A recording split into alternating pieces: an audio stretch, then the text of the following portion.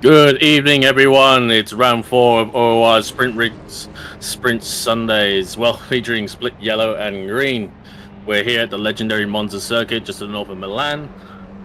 Built in 1922, this track is 5.8 kilometers long, and the lap record is by Rubens Barrichello in 2004. Me and Daniel welcome back Alexis to the complex, and as ever, we have Glenn behind the broadcast. We have 15 minutes of quali, followed by a 70-minute race and 2 mandatory tyre stops. Cars are coming out of the pits now. What are our predictions? Rain. Look at that radar. 10 minutes time, we've got rain. So these drivers need to get out, set a lap as soon as possible, and then qualifying from there will basically just be null and void. Well, look at the track conditions. Track conditions are already at optimum, so yeah, we're looking at some fast times already about to be posted as we see Nick Talian just letting through one of the Pit Viper Porsches through. I love that livery, by the way. And but yeah, they're gonna have to get a time in quick, get those tires up to temperature and pressures before the rain eventually comes. Going to be very, very interesting to see how these drivers operate themselves. Of course, Monza is a fairly simple track when you look at it, but it can be deceptively tricky, especially as you're going through Ascari, as a lot of these drivers are about to come up to the Variante Ascari chicane. So we'll see where everything lies, but it's certainly setting up a very interesting picture for Split Yellow. See, number 53, James Atkinson, hasn't left the pits yet, so whether he's a bit AFK, he needs to be getting on it very soon. Otherwise, he'll be finding himself towards the back. Leader in AM class as well. So definitely won't be the best start to his campaign.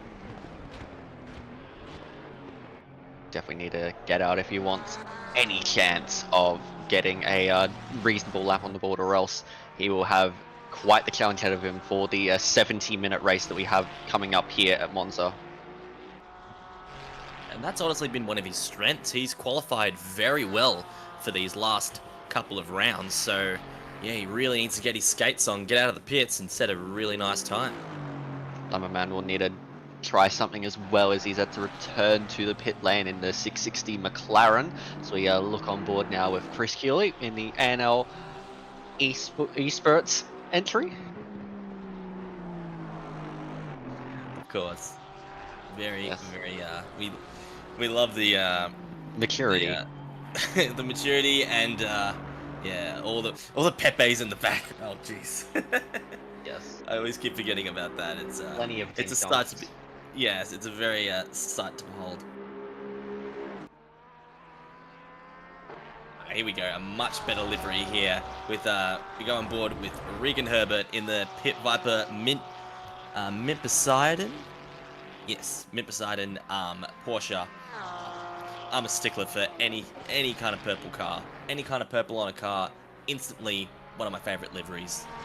And yeah, doesn't that Porsche look good going through the Parabolica, starting its lap. Two bankers in right now, with Kale going to a 47.1, just ahead of Herbert's 47.4. Kulik slots in between with 2 tenths of Kale. So good bankers, but definitely looks like they're going to get another dry lap in at very least, as in 30 minutes.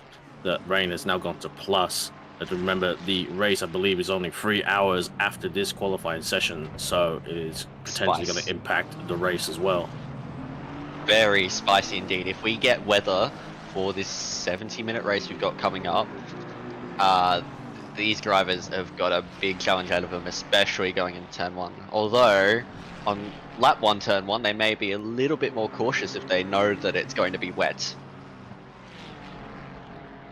One word, survival. Chaos. That is also one word. Embrace the chaos. Be the devil's advocate as we look on with Koza, currently at 10th up as he comes through the Lesmos, going through Lesmo 1 and now into Lesmo 2. Plenty of cars scattered across the track. So he gets all over the dust on the outside, not as much as the Aston Martin there in the background. but manages to keep it going. He's getting a nice slipstream behind the McLaren in front of him. I have heard that, yes, as you can see, we've got Tatalan up there in P3 at the Pro-Am in the McLaren. The McLaren is reportedly very strong here at Monza. But whether that will be the case when the heavens open, we shall see.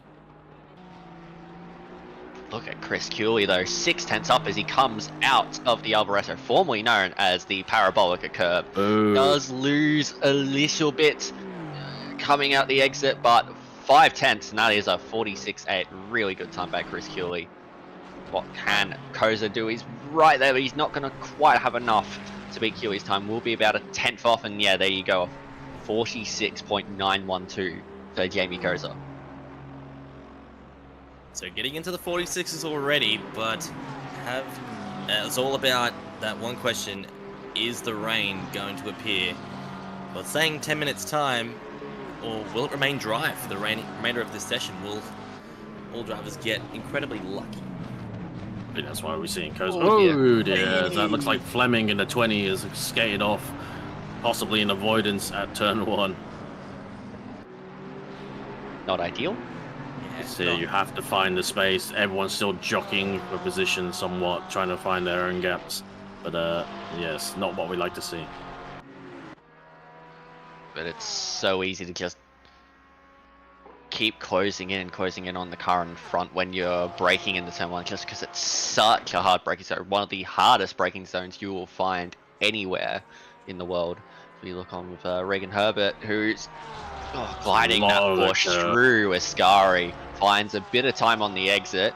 Needs a little bit more if he wants to move to the top 3. Although, right now, this would move himself ahead of Tatlian, who's done a very nice job in the McLaren, the Pro-Am class leader at the moment in this session. Mikael on for a good standing, taking a tight line. Interesting as he loses time, but then starts to get it back a little bit as well. But has then started to lose a bit more. Yeah, an improvement, but let's say not so much. I think we saw Koza come in and probably taking another set of drives. But as the rain has arrived, like a light switch has appeared, and instantly that's going to now change people's strategies for sure. Certainly does, as Sasha gets lap time in right at the death and jumps up into P4. But a lot of these drivers now will pretty much be done as the rain. Is your last ever chance. Even then, the track conditions already worsened because how quickly that rain came. Yep. Track's already, down to greasy. So that is greasy. Pretty much You it. might be able to, if you've had a bad banker, I dare say with a greasy track, you could still find time to improve. But yeah, I don't think the top guys will be improving in this one. If it stays greasy for the rest of this lap. It does set up a very interesting battle, more so for the Pro-Am drivers, because if you look in the championship, you have Sean Brimblecombe leading the way in the Pro-Am championship, and he's down in P16 and is only, 6 out of all the Pro-Am class drivers? Indeed. The silver leader as well, Arno Loz there, down in P20, 555.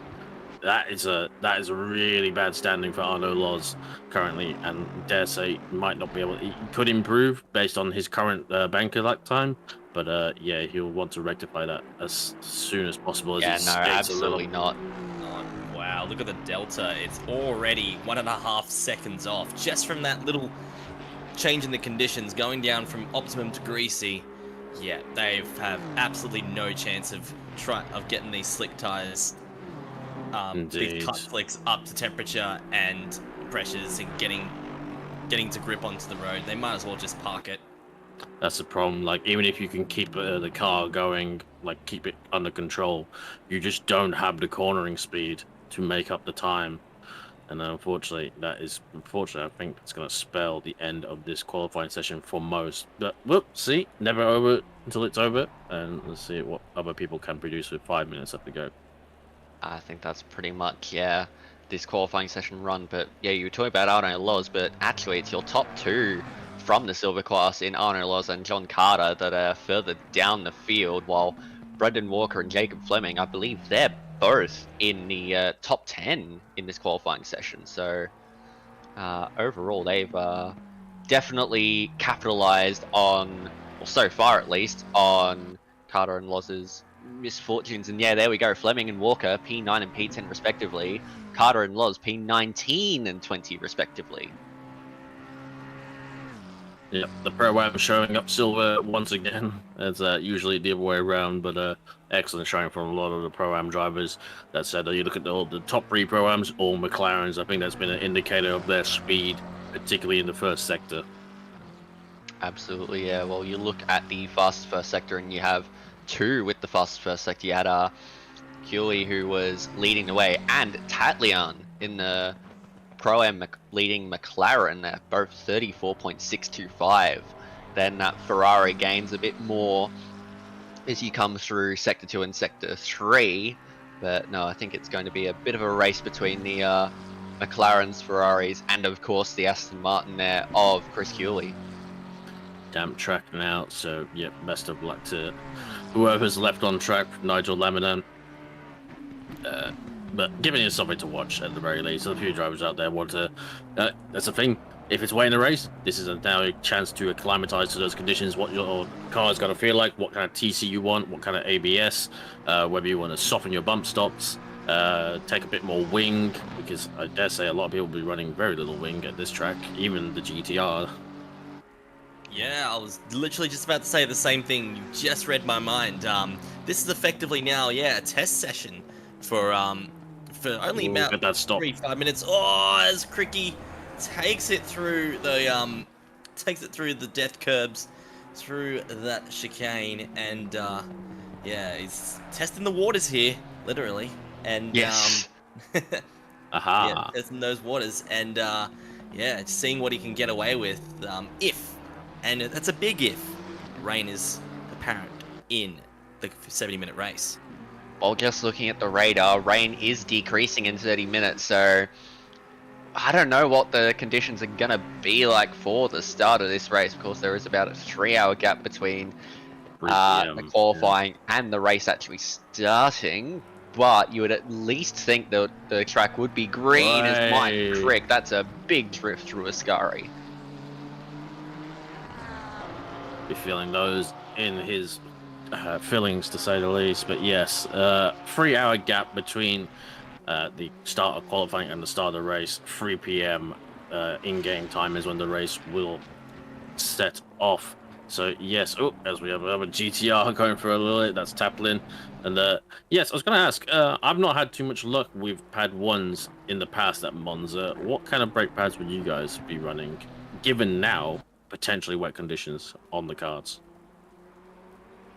That's a good question. Yeah, I mean, because I find the pad 1s, because they start cold, they don't work well when they're cold. When you're going down that big long straight at the start finish, they cool down.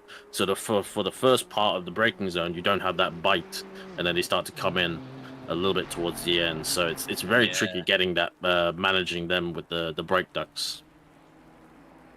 Very interesting. I've never really thought about that, to be honest. Oh. I usually just go with brake pad. Maybe it was just the 4A Evo was just particularly troublesome last time I drove with the brakes. It was a night race as well, which compounded to that. Yeah, it kept things even cooler than what they normally would be. But yeah, I guess as you think about it, that straight after Parabolica and before you get to the Retifilia chicane at turn 1, it's quite long. So the brakes have a long time to cool down, especially when you've got extra water to cool them down with the rain, which, by the way, the track condition has just gone to wet. Yeah. While we've got a bit of time, we've got this probably last run of the wet laps. I will just quickly go over the sort of bop changes that have happened in the 1.96 update. So Aston Martin untouched this track, obviously had its general sweeping changes, along with the Bentley also untouched this track with sweeping changes that have probably improved. Not that we have a Bentley here tonight, unfortunately. BMW at this track has had a power nerf between 4,050 RPM and 7,050 RPM, so not ideal for the BMW. Ferrari untouched, Lambo also untouched. Lexus has a minus 45 kilos at this track with a power buff between 5,000 and 6,000 RPM. So one to watch for Scani. Thank you. Right as we can see on screen. But whether those wet conditions are going to undo all those nice changes for him, we'll see. McLaren power nerf between 6,500 RPM and the power nerf between 7,500 and 8,000 RPM. Not that it seems to have stopped it being still very quick in the dry. Mercedes was completely unchanged, not that we have a Merc tonight. And GTR minus 20 kilos with a power buff between 4,500 and 5,000, and Porsche unchanged. A lot of different changes and a lot of not so many changes from what I'm hearing now. Yes, I think McLaren could use maybe a bit more of either whether it's a power nerf or just needs to stop being so slippery in a straight line while producing good downforce in general. But I think that applies to all tracks with the McLaren. That's something interesting to see. Obviously, Lexus got a buff. Whether that's going to be enough, it sounds like on most tracks it's not. Yeah, overall, not too much of a change for Monza in particular, you have to say. That is the end of your qualifying session, and it was Chris Cooley. Oh, it's dry. What a shame. Chris Cooley, who was on pole position from Jamie Koza, then Ethan Kale, Sasha Death, and Tatlian, your top 5. Mighty effort from Tatlian there, the Pro-Am to qualify top 5 and also as your lead Pro-Am. But look at that, 3 Pro-Ams in the top 10, and they're all McLarens. Yeah, the 2 red Rebel Racing cars, and I believe might be one of the other Pit Viper cars in the form of Matterford. But yes, they'll be happy to see it dry and looks to be sunny for the next half an hour, but is a fast track, 34 degrees track as well. It's a hot, sunny day down here north of Milan. As we can see, 2 cars face within each other. That's very odd. In the second McLaren, Red Bull McLaren. That's Fix thyself, game. Yes, I was gonna say. Luckily, they're all ghosted. For this. Wait, are they? Yes, they are ghosted for the formation laps, so that's not going to affect it too much. But as we take a look at the rest of the grid, we've got one of the 2 Porsches up there in P6 and P9 actually. So both Porsches doing very, very nicely. Then we got the first BMW in Walker and a very nice Kmart livery. I love the old. That's an 03 spec supercars Kmart livery on the Ferrari there. Love that livery. And we got Herod in the many Aston Martins that are in tonight. He will start from P12. P13, a brilliant job from Stratford there in the Lambo, number 79 Lambo. P13 for an amateur, very, very good. Upstaging a lot of very, very good drivers. Maddox, including Maddox there in P14, the last of the pro drivers. Thanks. Thanks. Cheers. Cheers, Maddox.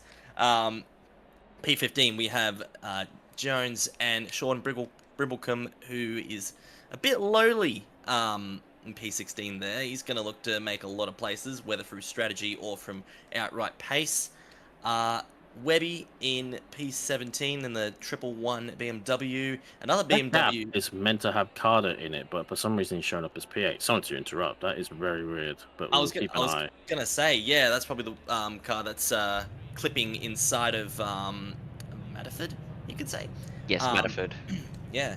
So Bishop in P18, and as discussed before, Carter in P19, Loz, one of the other Aston Martins in P20, Sanakis P21, Taplin P22, Scani P23, Quick P24, I believe that's Stockton in P25, one of those is Atkinson, and that's the rest of the grid, and we are off for the formation lap.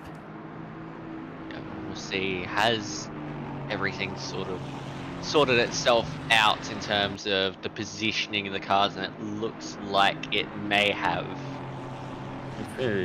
Carter should just have to drop back, but it doesn't. Yeah, there he is dropping back now by the looks of it. I hope it's not a case where he has to stay in P8, otherwise he'll get teleported. Maybe he is. Who Oh dear. We'll leave that to the race director. Well, we'll see what happens anyways, but 17 minutes coming up, 2 mandatory pit stops for these drivers. Who do we have our bets on? Well, it seems that John Carter's snaked in ladders his way up to the P8 on the grid from P20. Maybe he can go for the win, with that strategy, but we'll see. Snakes and ladders, famously what STM Mercedes were using this last weekend as their strategy moment. I had to mention it. For better or worse, working out for them, I guess, in the race. But yeah, hard to look past the speed of Cooley, although I'm sure Koza and Kale will give him something to think about. Good qualifying from Sasha Dev. I think they've been very unlucky for the most part in this race. For some reason now Carlo's now showing us P12, so Kunos knows what's happening. I think he's trying to let people go, whether people are not going past him, I don't know. Yeah, not too sure at this stage. It's certainly interesting, but we'll keep an eye on what happens with that. It does look like there's a few more drivers starting to roll past Carter now. Peach makes a good point in chat. The 2 front rows are occupied by the 2 slowest accelerating cars on the in GT3 class, to say the least. So yeah, it's going to be very interesting. Just a shout out, our Duo Series starting this Saturday. Come join. You can definitely still sign up. Plenty of time for the Duo Series, and we'd love to see you there. Starting the American World Tour, you could say. Why is Carter still in P12? I think I don't know. What is going on? I know, John, he's not. Yes, I don't think he would be there if he wasn't being told to be there, or whether that's the in-game or the director. Very, very strange. Kunos things. Perfect match. Definitely, as we are about to get underway with this one, we'll have Cooley from Koza, Kale, Death, Tatlian, Herbert, Matterford, Lou, Fleming, and Walker, your top 10. They will just be wait a little bit to get the green flag on this one. There we go, we are underway, and the Ferrari of Koza doesn't really get a great launch. Death is actually just pushing Koza down the straight as the Porsche gets a nice run. That's Regan Herbert, but Cooley will hold that inside line as we run into Redafilo. Koza tries to get around the outside, but there's no room there. But what's the exit like? Just looking elsewhere, looks like drivers have been pretty well behaved so far. There is a braking board that is missing, but somehow they've all gotten through the Redafilo chicane without any major catastrophe. We look on with Jamie Koza now in P2. He won't be able to attack Cooley at the moment, as that is Ethan Kale into the back of Sasha Death. Sasha Death has to go over the death curbs there. Not sure what really happened there, but Tatlian now around the outside of her, but that's really, really tight. But I think Tatlian's been able to hold on, as now you have the other Red Rebel Racing entry. I believe that is Lou behind Herbert now. Yeah, that is Grant Lou. And Fleming is... Oh no, that's Fleming actually, who was fighting with Tatlian. My apologies. Yeah, overall a pretty clean start for most of the grid. Fortunately, Kale dropping back several positions from, I believe, P2 all the way now to P5 and having a little bit of a collision. Hopefully he hasn't sustained too much front aero damage. But Koza will be looking to make sure Kulik isn't able to break the toe, as it is critical around this lap to make up your delta. But we'll see what can produce. He's got a good run here out of Parabolica. I apologize, Senor Alboreto. It's Parabolica, don't at me. No, barely anyone knows Michele Alboreto anyways. Good run. Sorry.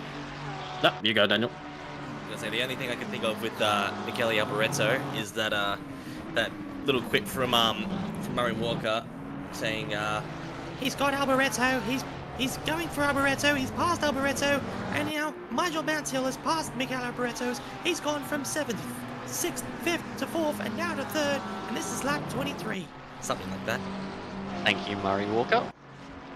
It's like he was here.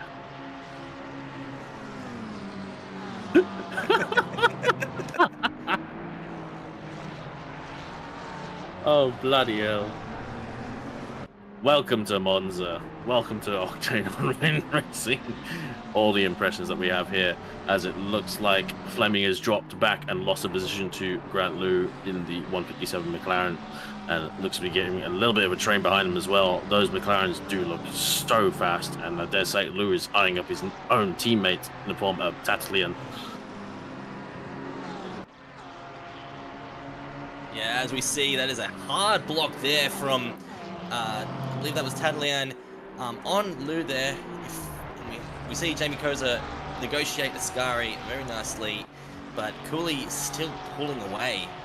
And there's not really many other contenders, I think, that can really get to Cooley there, as obviously setting the fastest lap on his last lap. We'll see what happens here as Koza goes a little bit wide through Kelly Barretto or Parabolica, whatever it is, and you can see the damage on the back of Dev's car from that contact that Alexis called as well. Hopefully that doesn't cause too much aero damage, but not slowing their pace, that's for damn sure. Absolutely, and you were just saying earlier, Daniel, that was it Koza that ran wide at Parabolica, as that is a very, very loose Matterford there. Can he get it spun around without any major couture? 3 wide just momentarily, but wasn't too bad from Matterford. Probably about as good as he could have done there without completely stopping, of course. But now he's side by side there with Sicanius. Yeah. And Sicanius, I think, should be able to get through unless Matterford has anything to say going to brakes. No, oh dear, but he's opened a door for Brimblecombe to get around the outside, if you don't mind. Very early braking from Matterford, not surprising since he's just had a half spin, whether that was assisted or not. Thankfully, he didn't beat himself on the curb like the Vortex and got on the way again. That was a very much a Vortex moment. Yep, there were certainly many Vortex moments in the real life Bathurst 12-hour. Too damn many, that's for sure. Pit window now open, 65-minute pit window for all the way to the last 5 minutes of the grid. 2 mandatory tyre stops as we've mentioned, but I think you'd be, it's a bit early to come in now as Herbert is eyeing up Sasha Def coming into Alba Parabolica. Yes, oh yeah, you can see Def running really deep there, so I reckon that rear damage has impacted Sasha Def in some way. And now Regan Herbert is going to use the straight line speed of that Porsche. Don't know where that straight line speed of the Porsche has come from, and there it disappears. Top end. Oh, there's a bit of warping, I think. Side draft just keeping a minute for now, and he dives up the inside, going into the Redifilo chicane and gets it done up to P3 for Regan Herbert. Brilliant move there from the Porsche, just using its superior braking performance and absolute amazing turning abilities to just make that move stick. And brilliant move for the podium spot for now, as Death looks very menacing coming into the second of the 2 chicanes, and just keeping under the rear wing of Herbert for now. Wanting to be breaking away that getting out of the toe, to say the least, channeling his inner Matt Campbell and of the Manti crew from last weekend. But I did see, yes, we did have an incident, a yellow flag for Fleming in the 20 other Pit Viper Porsche at turn at the Variante Rettifilio. Looks like they have dropped back for 21. So unfortunately, it's gone from a very good lap 1 to a less fortunate lap 3.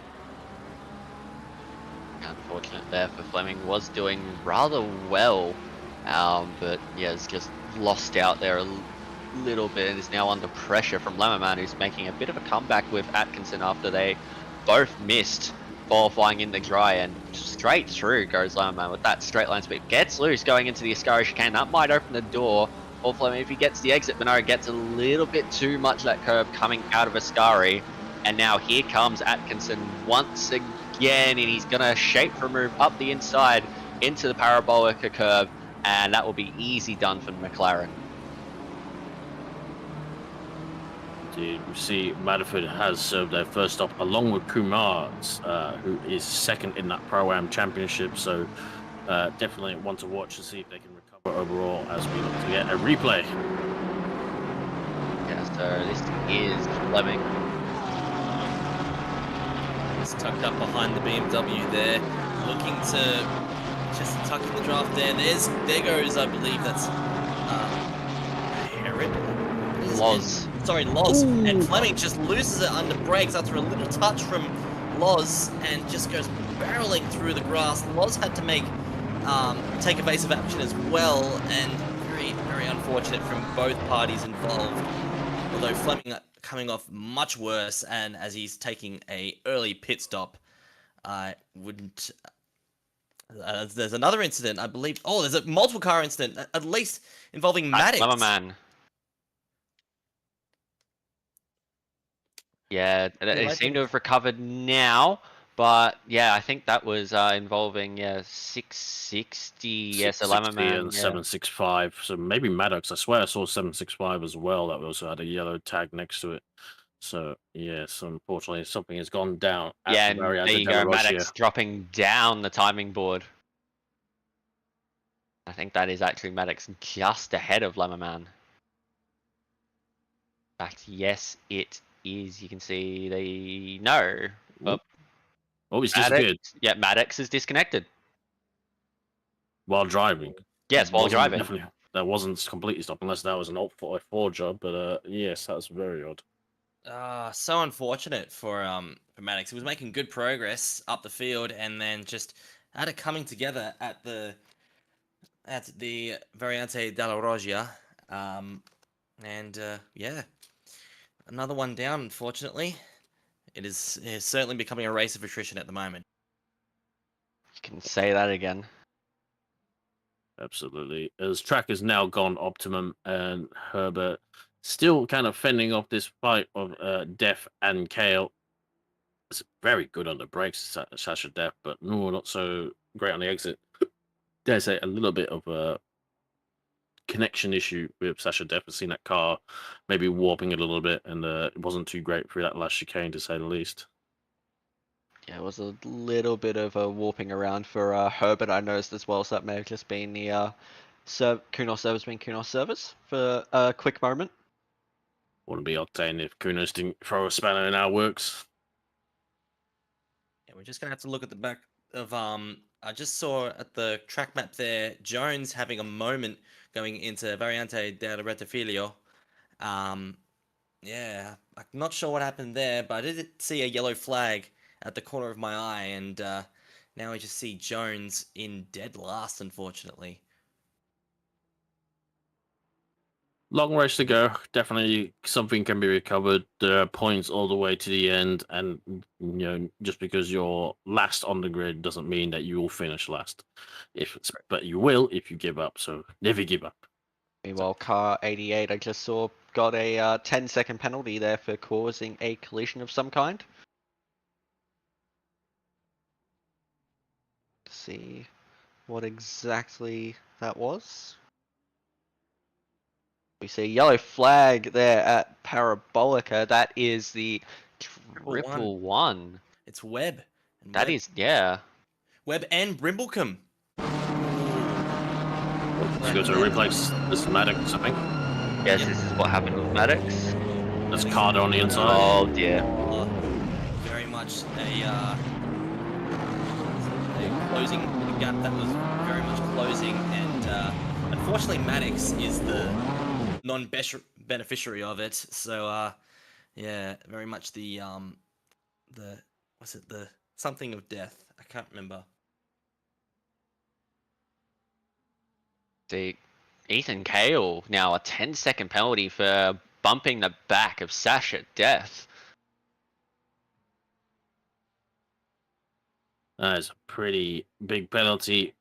Wasn't too sure what happened. I think it was at the second chicane it was, and Sasha did have to cut across as well. And we didn't see. Sasha Death cut across. Yep, finds the curb, goes airborne a little bit, and has now lost that position. So maybe some comfort to Kale, although I don't think that's one position versus a 10-second penalty is going to be too reassuring. Plus the damage that they both reflected as well. But yes, tough pill to swallow for sure. It's So I should say, I'll just correct myself. It's the vortex of danger. That's what I was trying to refer to earlier. Ah, yes. Just like the vortex of danger in the The Bathurst 12 various hour. the various dangerous vortexes that were on the track. Yes. Yeah. See, Brimblecombe is also now got a 15-second penalty. I wasn't too too certain what that was for, but it is for causing a collision on race 1, lap 1. So, yes, not good for their campaign. Another that's the Pro-Am leader is Brimblecombe with 78 points over Kumar. So, yeah, too many of those, and that's not going to be a points leader for very long.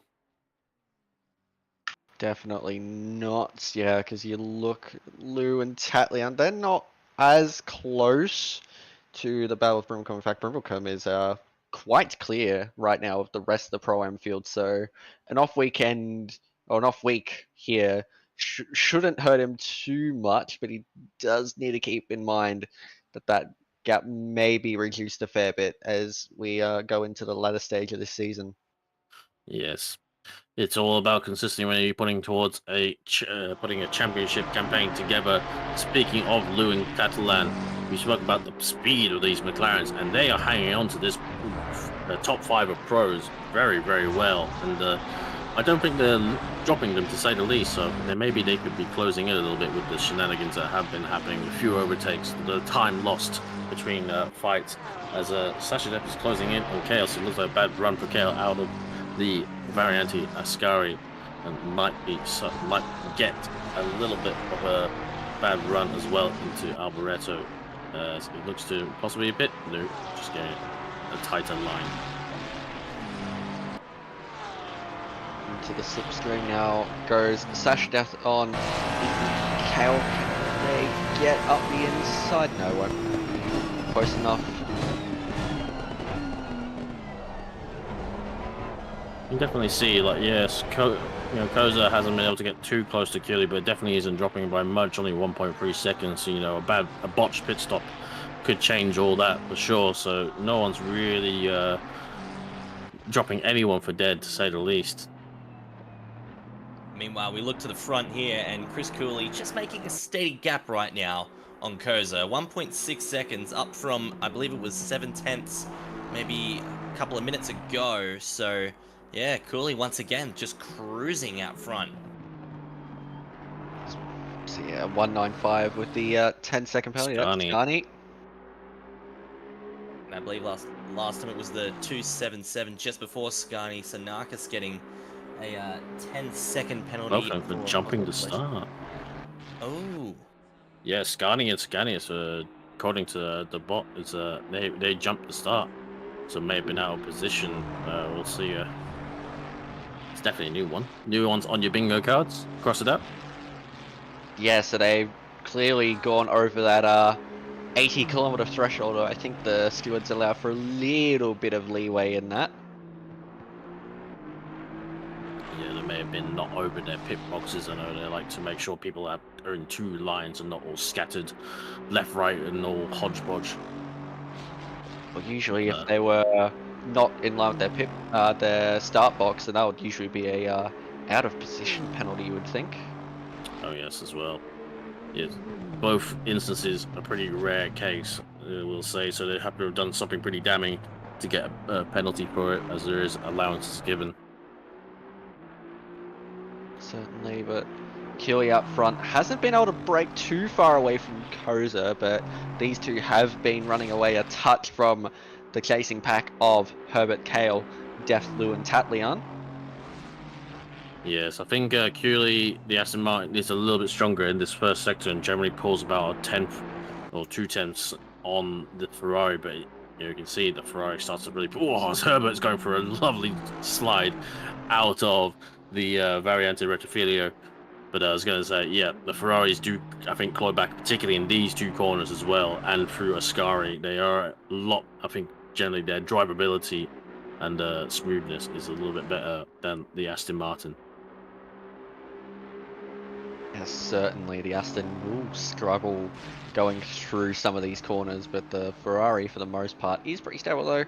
QE was able to break away a touch in that middle sector, where you'd expect the Ferrari to show its wings.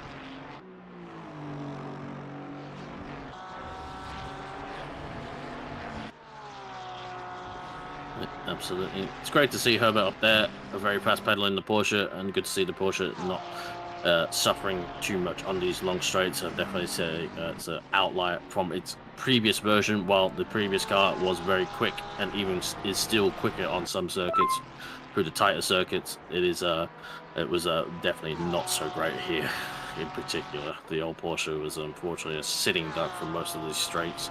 But thankfully, this one seems to be fast enough and slippery enough to kind of get away with it.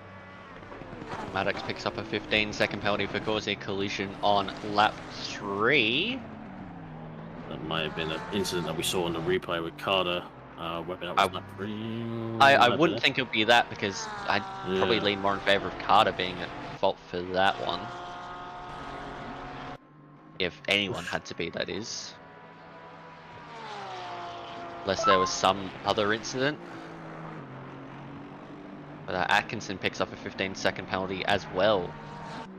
Is everyone picking up the penalties right now? And I believe, let's see, what was that? What term was that on? No, doesn't say. A yellow so flag not for too sure. car 89 at the first chicane. That's Bishop. Unfortunately, it's come to a stop. Whether it's a spin or not, we'll see. As the rest of the pack is starting to go through, you can see a smattering of the polycarbonate signage. And unfortunately, it's not an uncommon sight here at Monza, to say the least. Yeah, absolutely. Just been turned to rubble just there. So, yeah, we'll have to have a look at how that's come about. But now, as our Bishop finds himself behind... What's that? Yeah, it's Jones. Jones from P18. So, losing quite a few positions there, unfortunately. Seeing quite a few drivers come in and get their pit stops quite early on, whether that's due to incidents, but there could be a few people that have... Oh, we've lost Koza. No! Jamie Koza, P2 in the championship, unfortunately has disappeared from our timing boards. Be on the lookout for a Ferrari at the front, orange, black, and blue. With I think he runs the green stripe. But unfortunately, if he's gone, I don't think he's coming back to say anytime soon. Oh dear, oh dear, oh dear. That's gonna let Curley way off the hook, to say the least. Oh no. Huge championship implications here. Curley already has a very big lead. A slender lead coming into Monza. And yeah, this was going to be the weekend for Koza to maybe get some ground back. And well, Cooley's very, as we all know, very consistent, always getting around the podium places. So Koza could not let this one slip. And yeah, it must have been just his internet just having some dramas there right when he didn't need it.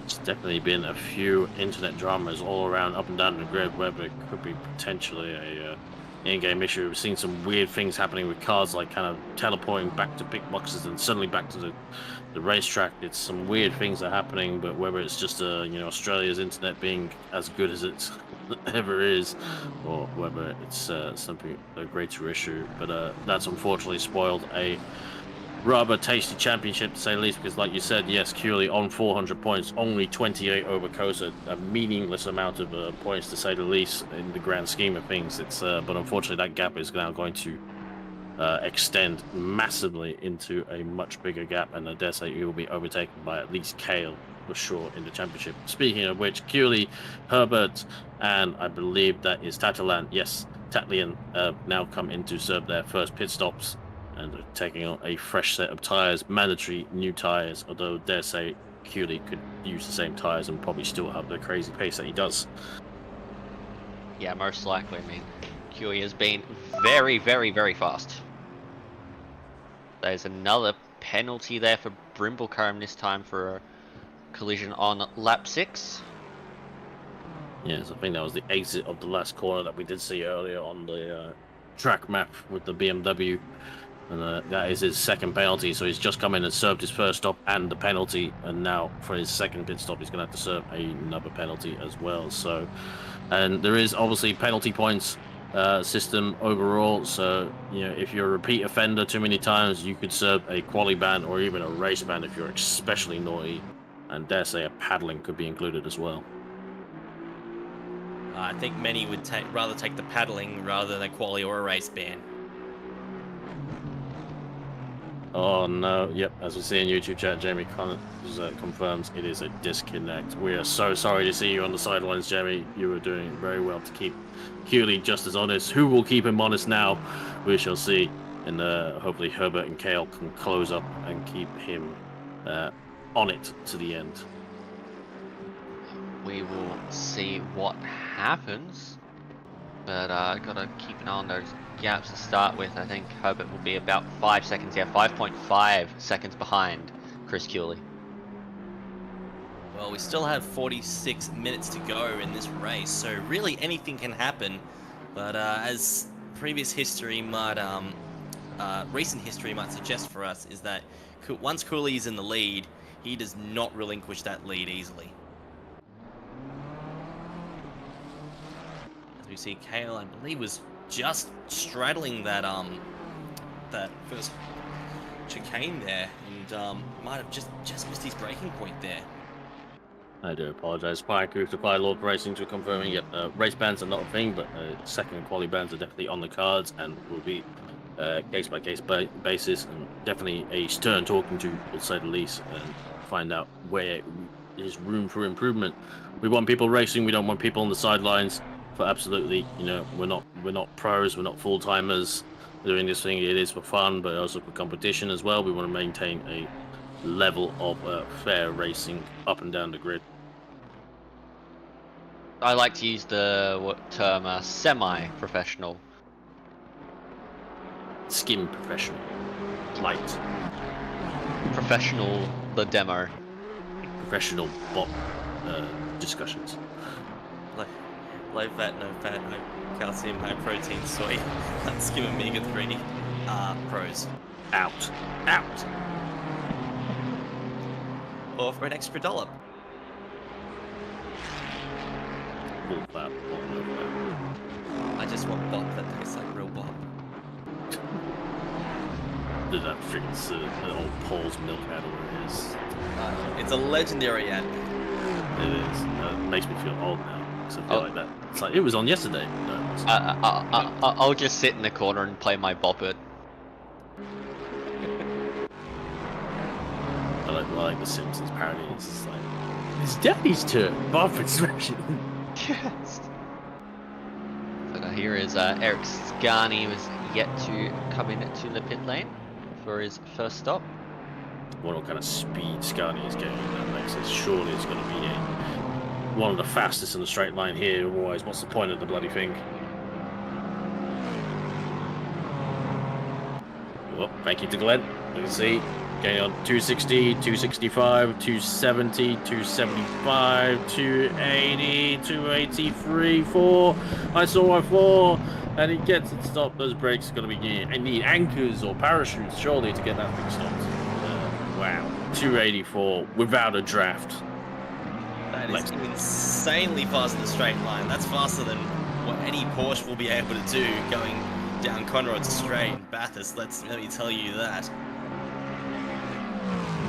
Yeah, that Lexus is speedy, and I'm not sure how good it would be going into the corners, but at least that straight line, it is very fast. I did kind of say that, you know, Scarni could be with the bop changes could be on for a very good result. He's a very consistent driver as well, definitely not a slow driver by any means. But that penalty, you know, it's not great. It's not going to help things, but it's definitely not insurmountable if he has the speed, which he does. Speed. Lucas Keys confirms he's running the no-wing strat, as Lucas is now switched to the Lexus as well for split red. And yes, people always say like, oh, GTR is so fast in the straight line. No, that's fast in the straight line. GTR is just fast, accelerating but that's fast on this track. It's on the straight. Yeah, like the GTR, if you know how to upshift properly in the GTR, it's very fast on the acceleration. But oh, as we saw, just a side-by-side Oh, there. But they've backed out of it. The GTR does bog down once you get towards the lower end of the straight because the turbo just cuts out all of its power once you get higher in the revs. Yeah, it does have I think it has like quite a short gearing between second and fifth, but between fifth and sixth it's quite long. And also that the GTR is I think has one of the highest drag coefficient, like one of the lowest sort of like not lowest or highest drag coefficients in the game. Sorry, I don't know technical terms or English. It is boxy. Yes, boxy. Which I don't understand because yes, the Lexo has got all these like weird sharp angles pointing at and everything, but I think if the Lexus can make that top speed, it's clearly because it's slippery. Definitely. But I know, like, I'm just saying this stuff mainly because Keys was like, he was amazed at how much I was able to pull away from him just in the acceleration zones from a Lexus in the GTR at Kailami. But yes, GTR when you can get the power down, it is kind of tricky. It's now a lot better with this with the floor changes, but you can get the power down. If you can get the power down quite well, then it is you're not getting past it in acceleration. It makes Porsches look slow in the acceleration, put it that way. Liam Taplin sets his fastest lap of the race with a 48.9. Of course, the track What's this condition GTR going to go? has 5, just short of 280, but yeah, about 5Ks off the Lexus. So still pretty good. But probably, yes, definitely not running the full wings as the GTR. Sorry to rag on about the GTR. And I've got the microphone, so sodges. And the livery is fantastic on Taplin's car. It is lovely. Very retro Datsun-esque of the Nissans. But yes, running quite low wing, whereas GTR has to run pretty much full wing at every other track. Because you only get 4 options on that rear wing. Yes. So, none, some, a bit, all. Yeah. You have on, off. Speaking of GTRs, the Cricky, the Mike Crick, in the ever lovely paint scheme that he always does. And I can definitely understand. Looking better is better than finishing up the order. At least that's what I tell myself. Well, that's it. And clearly he loves the GTR, and I respect him for picking the car that he likes. Yeah, the spinner to make. We only have 21 cars left in this race. Yes. Where have they gone? Yeah, big race of attrition. And we started with what? 28. 8, yeah. There have been 7 cars that have disconnected from this race, either through instant or through Kunos. That's concerning. Have faith, people, or have internet. What's internet? Internet. Oh, we've got another car stopped ahead. Lebanon, number 6060 on the exit of this corner. Watch on your right of your screens. 3, 2, 1. There it is. And that you can't park there, so as everyone echoes that famous Australian meme, and it gets going again, laying down 2 sets of a set of 11s, getting put down. Dare say he is taken a munch of a curb, and definitely been spat out, to say the least. That's it, but safely getting back on track, and that's the main thing. If you are off track, it is your responsibility to get back onto the track safely, and no complaints from me. That was him pointed in the right direction, so it wasn't an awkward rejoin. Yeah, 10 out of 10. Yeah, really well executed there by Lowerman to rejoin in a safe manner. Now he's got Stockton. Will he be able to get through that? McLaren is very fast with the Rafter gets 282, so not quite as quick. It's not stopping though. Oh, that was a late dive, and Stratford had to be aware of it.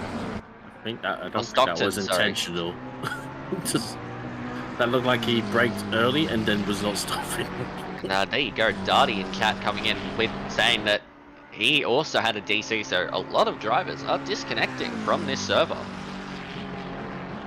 Oh dear, oh dear, oh dear. What can we do? We shall hit it. Oh dear. And Stockton gives a nice little fright to Lavin and cuts across the chicane as well.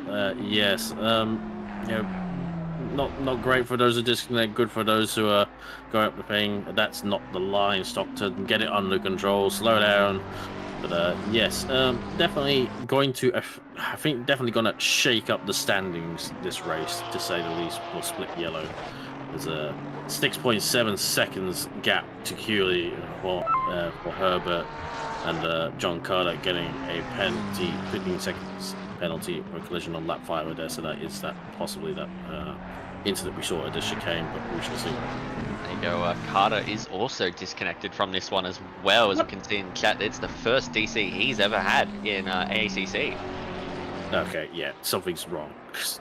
Yeah, I know, like me, Jamie, and like I think me and John are from Sydney, and yeah, so Steve Lewis just got DC. That was a stewarding.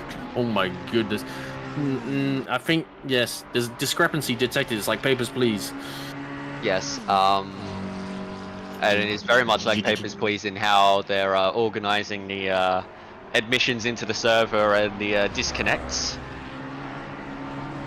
Yeah, follow men with guns. Yes. Down now to P21.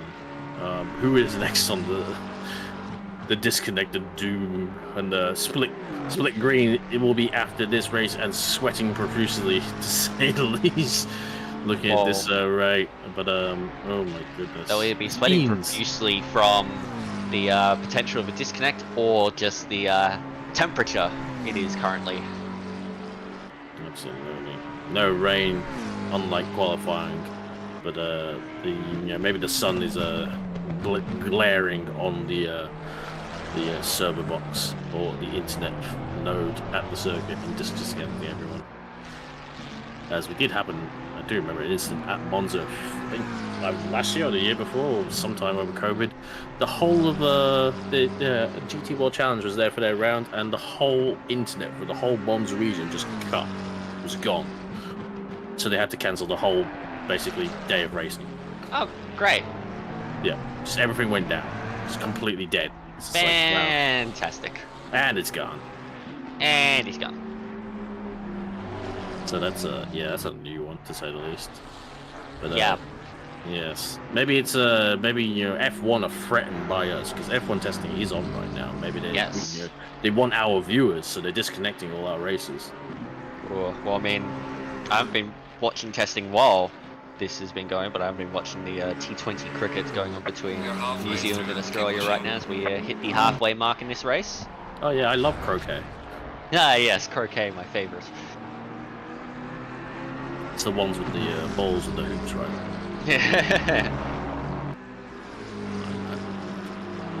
Although I have played on SCG, so yeah, think of that one. He says that, so you're on the same level as It may have been just because of a charity event, and it may have been like just us on the like 3 people. But from what I've seen with cricket, most you stand around, drink a lot, and then stuff happens in the background. Yeah, that's pretty much how you watch cricket generally. It goes for like several weeks though. That's the thing. It's not just like a week, 2-day thing, isn't it? Well, I mean it's you have your test matches that are over at most 5 days. If you're in Sydney, then it's definitely a 5-day test match that's going to get rained out. Yes. You have your 1-day internationals that are 50 overs per side, and you have your T20s, which are 20 overs each side. I'm not even going to talk about the 100. Yeah, you could be speaking Jamaican for a while to figure it out anyway. It is certainly a game. Jamaican commented cricket, though, I would watch. Well, I mean, the West Indies do exist. True.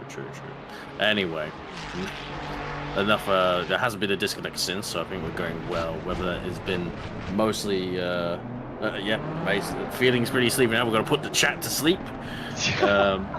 Oh dear. You're not going to put that to sleep because Nick Jones has been spun around there by Sean Brimblecombe, I believe. No, Sean, you're already in the wars. Whether you're at fault or not, that's you're gonna ride the wrath of the steward. They got the eye of stewards like Sauron. is going to be blaring on that incident, to say the least, or at least the eye of the broadcast. Yes, certainly.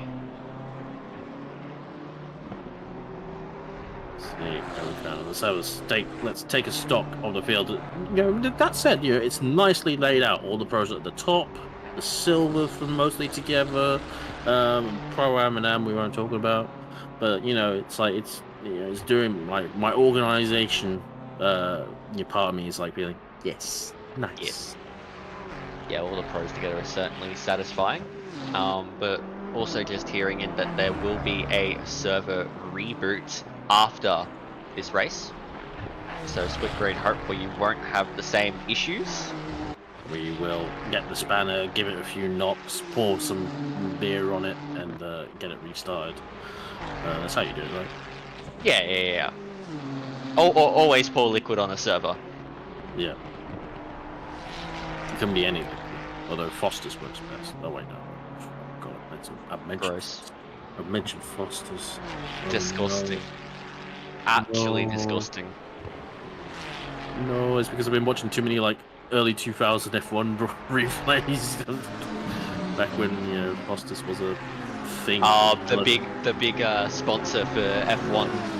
Yeah, back in the days, the early like Foster's. Oh, speaking of superior cars, you have Atkinson all over the back of Kranich and is looking to get up the inside into the Reserfilo chicane, and he has done it very nicely indeed. Can Stratford try to bow him through? He'll be hoping. Right in the back for AM honours, I should say. And we'll be right in the back. You see, Kranich hasn't done his usual thing. I think he's known for doing his pit stops in the very last thing, but he's definitely already served one of them. Yes, he has. Now Stratford up the inside of the De La Roggia chicane. Gets it done nicely. Really clean move there from Charles Stratford up to P18. Indeed. Yes, unfortunately, yes, we've had a few disconnects. It's really unfortunate to see, especially with the championship implications. You see, Stockton has now come to the pit to be our first early boxer. We've just over 30 minutes to go, so I dare say there'll be a few coming in to say to get their second set of boots, their second set of Pirellis, and go out again, as it's not too far away from that change window. But yeah, currently with our silver honors right now is being led by Walker in the 77. Definitely someone who wasn't up there in the first half of the race, so I think he's been the beneficiary of a few disconnects, to say at the very, very least. Is that yes, I did completely glossed over the fact. Yeah, Tatlian and Lou also disappeared. So we lost those two boys as well in the Red Rebel race at McLaren. So unfortunately, just oh dear, anything that's looking promising has just been disconnected. Hearts and dreams, hopes, all over the floor, like that, you know, Pepe meme where he's sad and nuggets are all over the floor. Oh yes, oh yes. The hopes and dreams shattered, just like New Zealand in the cricket just now, losing on the last ball, if you don't mind. This is our cricket update from our cricket correspondent, Alexis Bowen. Yes, hold on, we got Nick Jones shaping up a move on Lammerman. Lammerman aggressively defending the inside, but returns back to the outside line. Nearly. Oh. I think there was contact, actually. Oh dear. Might be secondary contact. Yeah, Jones will have to let Lammerman through there. Looked like, yeah, there could have been maybe just a slightest contact at the very end, as the Laminate did kind of like suddenly get a bit of an oversteer, to say the least, whether it was a assisted oversteer. But this is now turned into a four-way fight. Lovely job with Jones and I believe that is Atkinson and Stratford tailing onto the back of this, as Stockton unfortunately gets a penalty right at the end after his pit stop, so it'll be added onto his race finish time. Yeah, because oh, we've got a car stopped somewhere. 79. 53 as well, by the looks of it. Stratford. Oh and no. They've come together somewhere. Yeah, and Stockton, double damage. 10-second penalty for an unsafe rejoin. Ooh dear. Well, Yes, Nick T in the chat. I assume that is you, maybe Tatlian. Sorry. Yes, big sad. Can confirm. We are very sad for you as well. You guys were doing so well up there with Grant Lou as well up there. Very disappointed to see you guys were properly quick. And oh no, It gets even he's worse. already dead. A drive-through penalty now for John Stockton. That Oh, man. dear. Oh dear. Oh dear. That was a bit of contact back there, and that is Arno. That's Kranich and someone. I don't know. I think maybe Webb. I don't know. Everything's just all over the place. Like Brimble's getting more pens.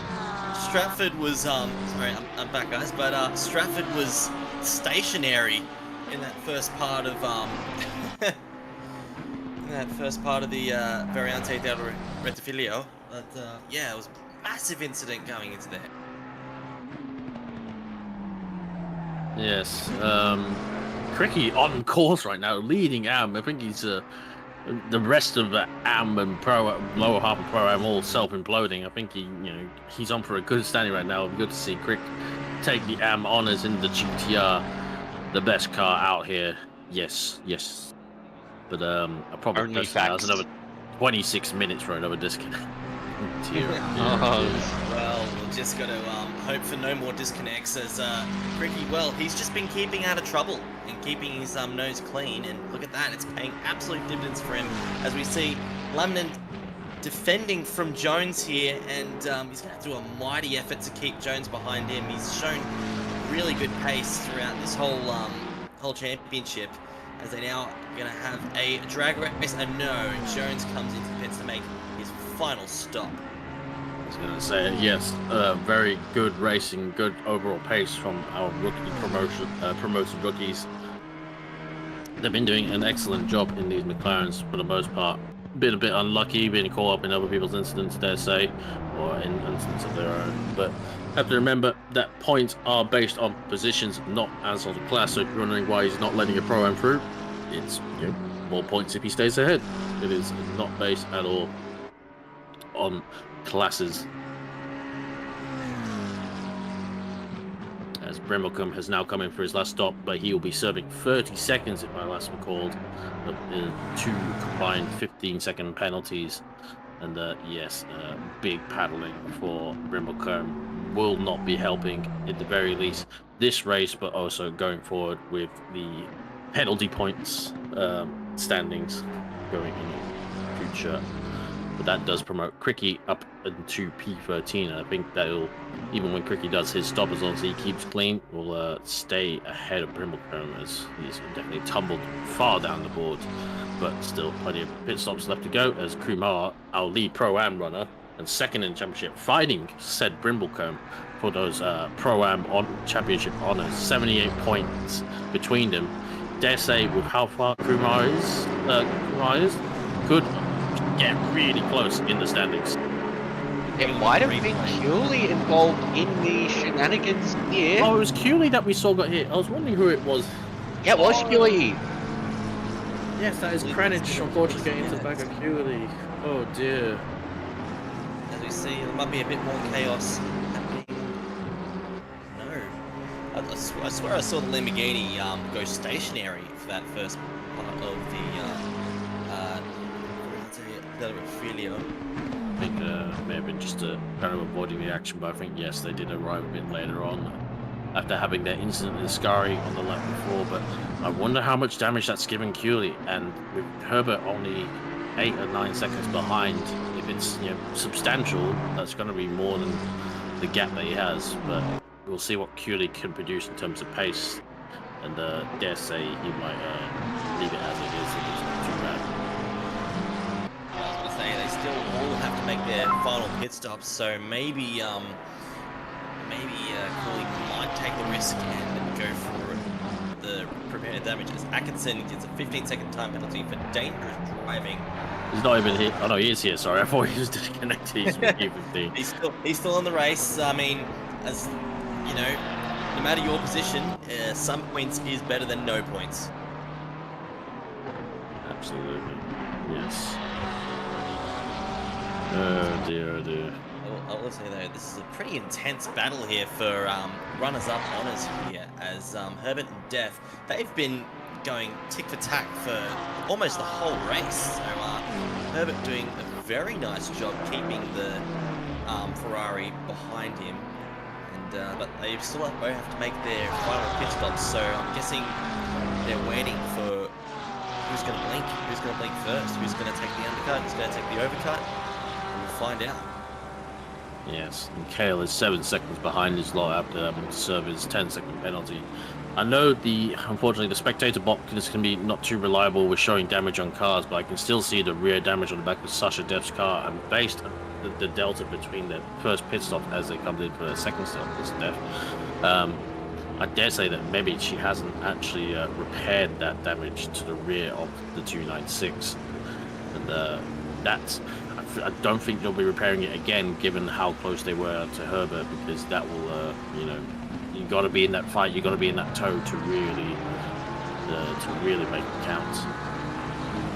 Yes, Sasha Def doing a brilliant job, you could say, to keep good pace behind the back of Herbert there, despite the rear end damage, which for a track like Monza can be quite detrimental with the rear stability really being a key asset to you especially through the two chicanes. Definitely. Maybe that's just the case that the Ferrari has too much downforce if it can afford to do so. That's it. Just shave a few points of downforce there. So yeah, as we see Kale there, a little bit wide, coming out of the exit of Lesmo 1. Let's have a look at see Lesmo 2 is the same, using all the AstroTurf and more. But yeah, keeping it on, or not going on the grass there, as a very solid third place. Yeah, he's slowly closing in, like he's kind of getting his 10-second gap down. Like it was only 7 seconds, like you can see, to Herbert. I dare say Herbert's probably used up the most of his tires, which is why he was kind of keeping Sasha Def at bay, but looks towards the end of the stint, I'm guessing tires have played a factor in Sasha Def coming back towards him, as well as the Ferrari is ever good on tires as he comes in to serve his second stop to get a fresh set of boots for the sprint to the end. Would have been on those for a while now. I'm not sure when he first pitted, but 50 minutes overall since the start of the race. Yeah, it would have been about 25 minutes on those tires, I would suspect. Should help him with a shorter stint for the last leg, but we'll see what the outlap is from Sasha Def, whether she has performed the undercut. We'll see as well. It doesn't look like maybe they've had too much traffic. Depends if they were behind Brimblecombe at the start of this lap. Looks like you can still see the rear damage on the back of the Ferrari. See how taking loads of curb as well. I know that's one thing that the Cooley and the Aston has not been able to take too much curb in the Aston Martin. But as we see to the split cam, and we'll see Herbert right there on the very pit box number 1, as we also see Cooley has also served his stop as well as exiting the pit lane, transiting now. Oh yes, Harold, you want to be going right now, go, as he dumps the clutch and coming up to the line. This is going to be very, very close. Obviously got the overspeed from Def. He comes out, he's trying to accelerate, you can see them. Have this one. Right there on the left. They're going to be side by side. No, Def gets it very easily, but of course Def will probably still have some damage on that rear, and Herbert will have slightly fresher tyres to work with. And the Porsche does take a little bit to get its tyres up to temperature. So yeah, you can just hopefully Herbert can get those tyres fired up and get them in the optimal range for as quick as he can. As it'd be a shame to lose second place over a really nice undercut from Sasha Def there, actually. Yeah, they did very good job, very good outlap. Hopefully they didn't take too much out of their tyres, as they still got to manage them a little bit for the end. You can't just push every lap and expect them to hold up. But we'll see how Herbert can respond. Kale will want these two to start fighting hammer and tong for sure, because it just brings him back into the foray. and we'll see what he does in terms of strategy. I think he's going around again, to say the least. Yes, he has. He's already gone through. He's in Curva Grande right now in the 52 Ferrari, and looking, he can be maybe one to watch at the very end of this race as it's close back these two, given his current pace. He's closed back in and has had to recover from a 10-second penalty given earlier on in the race for punting the back of Sasha Death. I think he's still carrying that front damage as well, which, to be honest, like we spoke about the rear damage on the diffuser, I think I'd take the damage on the rear because you really need the front nose to do all the turning in these fast corners at this track.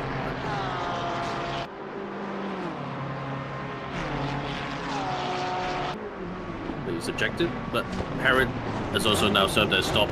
Haven't seen too much of Herod, I think, throughout this whole race in the 450 Aston Martin, but dare say they can probably, I think they've basically been the 5 out of 5 on for the most part of the top 5, and kind of just in their little bit own world, as they did start a bit further down the grid, if I recall. They didn't have the best of qualifying, but have done a good job to recover.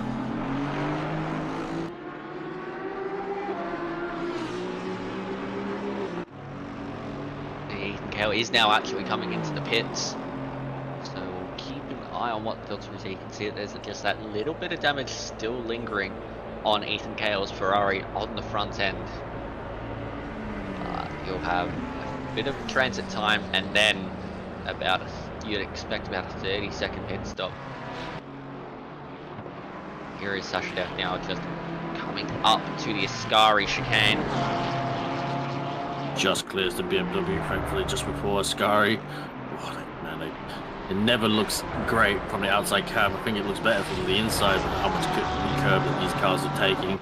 Definitely much more than they would in real life, as big repair bills will be the case on these front splitters, to say the least.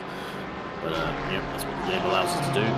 But yeah, lots of curb being taken at Ascari. Great to see the cars kind of undulate, to say the least. Yeah, certainly. As there is Cale moving, I think Death will have him pretty easy, and so will Herbert. Yeah, and they go past the end of the lane there. Very easily done, actually. Yeah, you have to remember he did have a second gap to Herbert before the pit stops, but we'll see how he can respond with pace, and he's got a few cars to clear as well. And see what the gap comes down to come the next sector line. Well, they're all blue flagged cars, so they won't be in the way for too long, especially at a track like Monza that is fairly easy to get through on blue flag entries.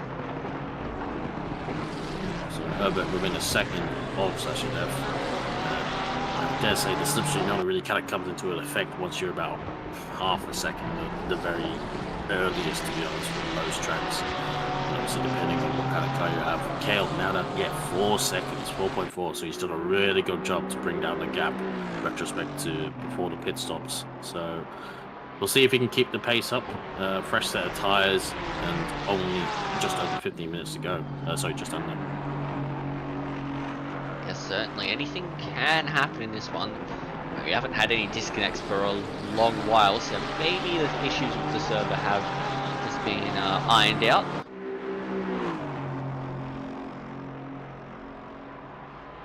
See Herbert definitely not letting Sasha get away from him. Only almost a second, or pretty much a second away from Sasha Death from the second sector split. So we'll see how the gaps are coming to the start of the 30th lap, and definitely big gouge out of the gap there. 0.4 of a second through the final sector. So big gains through the Parabolica. That is typically where the Aston Martin will lose the most time, going through Ascari and through Parabolica.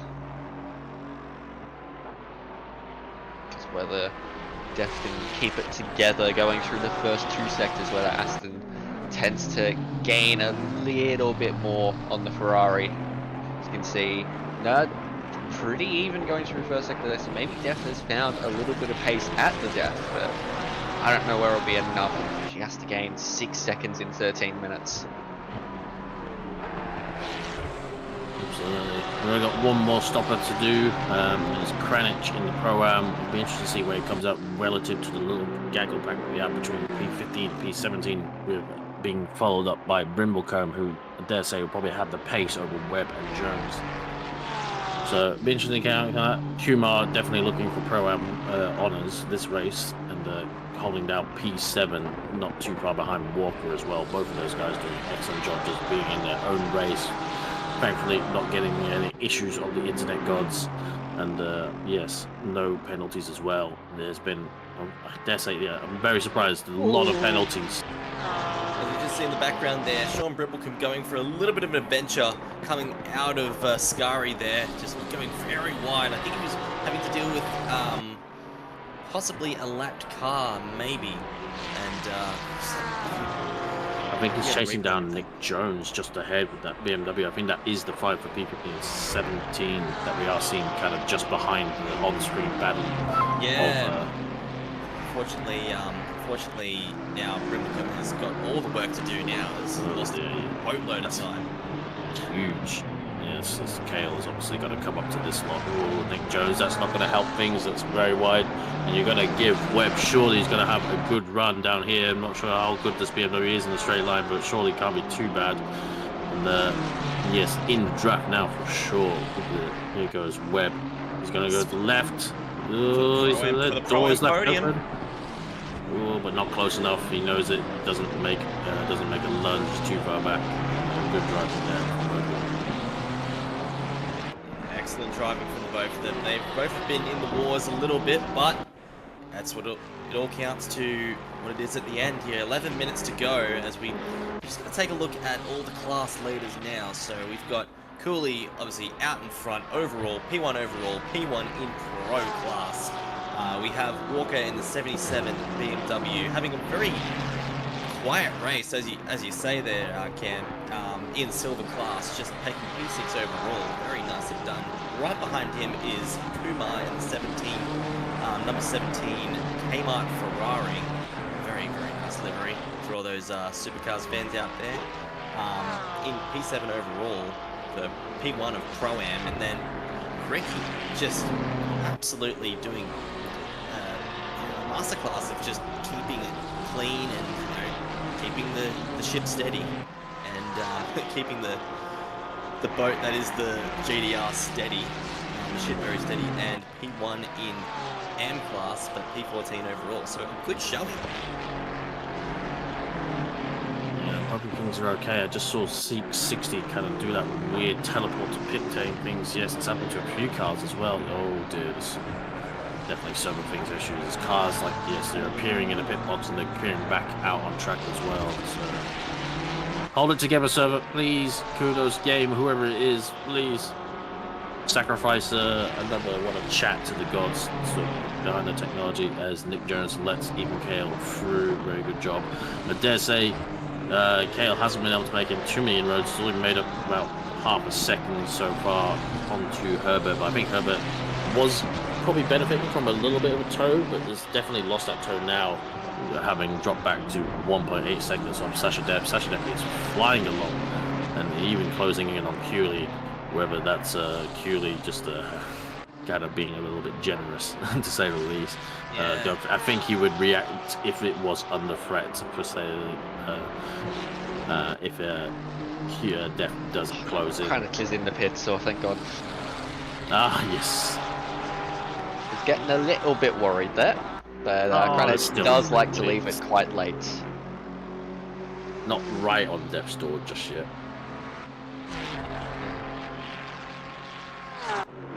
Interesting to see where Kranich comes out relative to his class.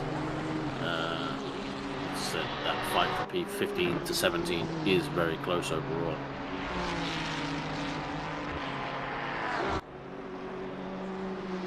The race has just settled down just a little bit. Any notable battles going on? Only really in the 15th to 16th there. As fastest lap for Ethan Kale, he's on the charge. Just seeing the gap now, 2.6 seconds behind Herbert. Hang on, here we go. This could be a This could be a fight for the podium here. Kale is on a tear. That last First lap 46. for Herbert was almost 2 seconds slower than Kale, so we've definitely got a podium race on our hands now, ladies and gentlemen. Do not leave the monitors, because yeah, I think Herbert's going to be in a lot of trouble come a couple of laps time. Kale is on an absolute tear. We were on talking about little quips from commentators earlier, but another common quip is catching is one thing, passing is another. Absolutely. Yeah, Herbert makes his Porsche very, very wide, and yeah, it's not a very easy customer to pass. But we'll see what the split is like, and Kale has gained about 0.2 of a second now. Definitely was a bad lap from Herbert in the last lap, but then it was also combined with the stonking lap from Kale, closing in really, really on it, as we can still see that fight between Jones and Webb in the background as they come up to get past. I believe that is Mike Crick in the 87 GTR. So, oh, there we are. Come, take my fastest lap. Well, I'll take that right back, thank you. And then Anything you can do, I can do better. Absolutely. What a response from Cooley there. And as we see the lap time there, 1 minute 47.7 plays another improvement there for Kale. I believe that was again a 47.3, so just shy of 4/10 quicker that lap. So yeah, I'm thinking in maybe 3 or 4 laps time, that Herbert's mirrors are going to be completely filled with Ferrari. And we have about 3 to 4 laps left in this race. Gotta say, yeah, there's not too many laps. The temps have come down quite a bit, to be honest. We're down to a 31 track temp track. So yeah, so it's, yeah, whether that's, I'm not too sure. Like, we saw Herbert was going really well in the mid part of the race, keeping Sasha Depp at bay, and was, did overtake Sasha on track as well. So interested to see, maybe the pace has fallen away, or whether the Ferraris have kind of just come into a little bit more of their own in this maybe slightly cooler conditions, as they got, yes, Mike Crick in the GTR to get past on the blue flags. So he looks to, let Herbert through. Definitely, Kale's not going to be close enough on this count.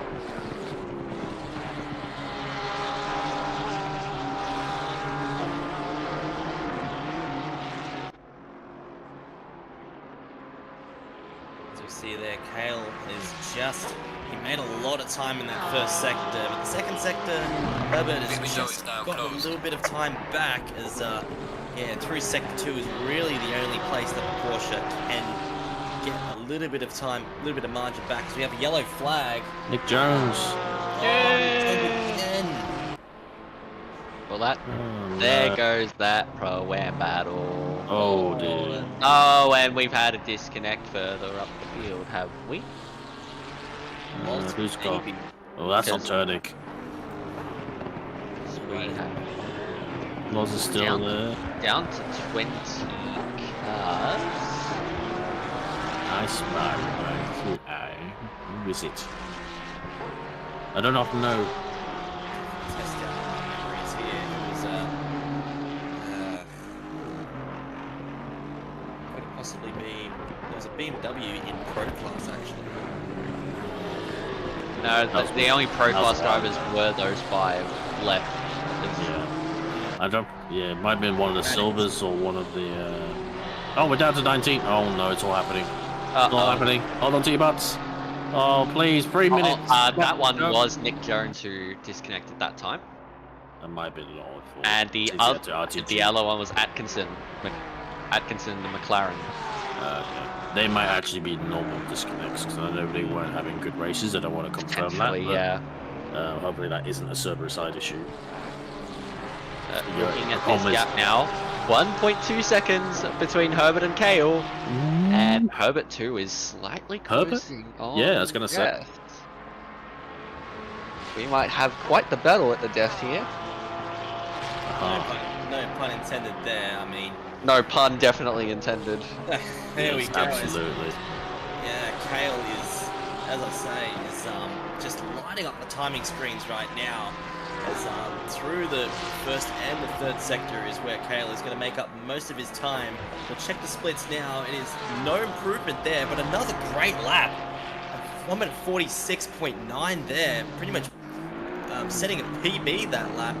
As Herbert goes for a 47.5. So well, that's very late from Kale. Sorry, he looked like he was steaming in with every minute. I'm sorry to cut you off, Daniel. Please continue.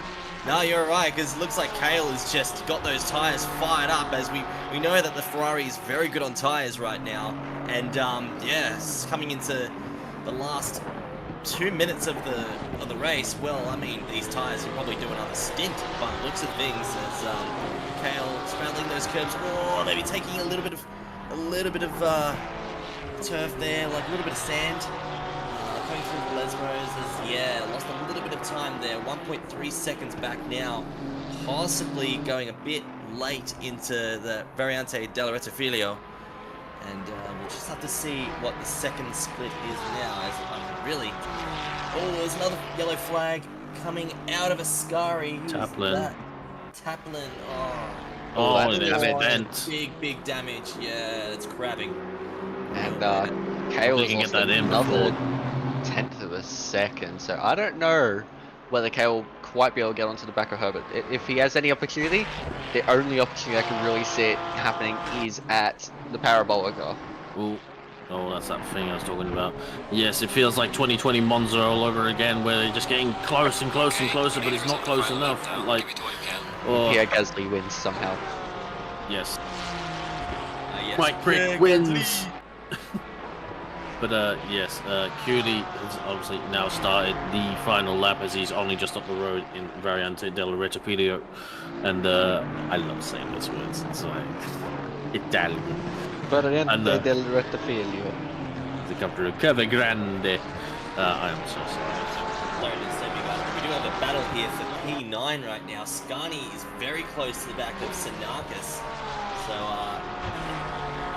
as I can see, yes, that will be a silver podium that they are fighting for. So huge battle here for silver class right now. As I believe that is the closest battle on track right now. Is the straight line speed of the Lexus. Can Scani do it?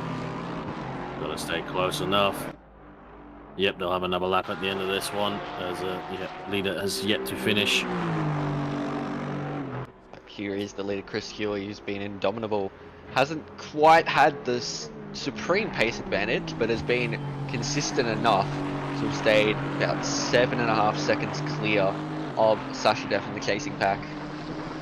Obviously, very unlucky for Jamie Koza there. Really had a chance this race to give Cooley a good challenge, but you know, Kunos doing Kunos things, and yeah, unfortunately he had to have a disconnect there at the worst time. Yeah, but it'll be Chris Cooley who will come around the Parabolica / Alboreto for the last time, and he will cross the line to win here at Monza for split yellow in the OR Simrigs Sprint Series. Very well done once again from Chris Cooley. Sasha Def will come across the line there in P2, then Regan Herbert will hold on for the podium in the Pit Viper Mint Poseidon Porsche. Ethan Kale so close yet so far there in P4, and there will be Matthew Herod who will round out the top 5 and your Pro Fast drivers. A little bit of drift if you don't mind as well. Yeah. Herod there finishing a brilliant P5, but I tell you what, the race is not over yet. Scani and Sinakis going hammer and tong here. Scani has not made that much of an impression on Sinakis for the last few laps, but I know they've still got to get through Ascari, some big curbs through Ascari, so anything can really happen with the last sector of Monza here. Getting through Ascari, Sinakis looks like he gets through nicely. Same with Scani. Scani gets a little bit of a run, going down into Parabolica / Alboreto here. I don't think he's going to be close enough though, but he might have a little bit of a sniff. And Sinakis just got to hit his marks, get out of the Parabolica nicely, and that will be a silver class podium and P9 overall for Snarkus. Brilliant job. Scani and P10 rounding out the top 10. So close yet so far. Yeah, well done from Sicanius coming across the line there in P9 and P3 in class. So that is it for Split Yellow. We'll just quickly go over some results for you before we move over into Split Green. But yeah, we had a few drivers disconnecting that, unfortunately, as we'll have a look now at your classification. And it was Chris Cooley who came out on top with the fastest lap and pole position. So nice clean sweep there from Cooley. Then Death, Herbert, Kale, and Herod, your pro class drivers. Walker won it out in silver from Loz, Sicanius, Scani, and Bishop. In your pro and class, you had Kumar win out from Webb, Brubelcombe, Cranich, and Stockton. And then you had in your M class, Crick winning it out from Lemmerman, Stratford, and then Atkinson disconnected late on. Brilliant racing all round. I think we can all agree with that. Sorry, Ken, I'll let you take it out.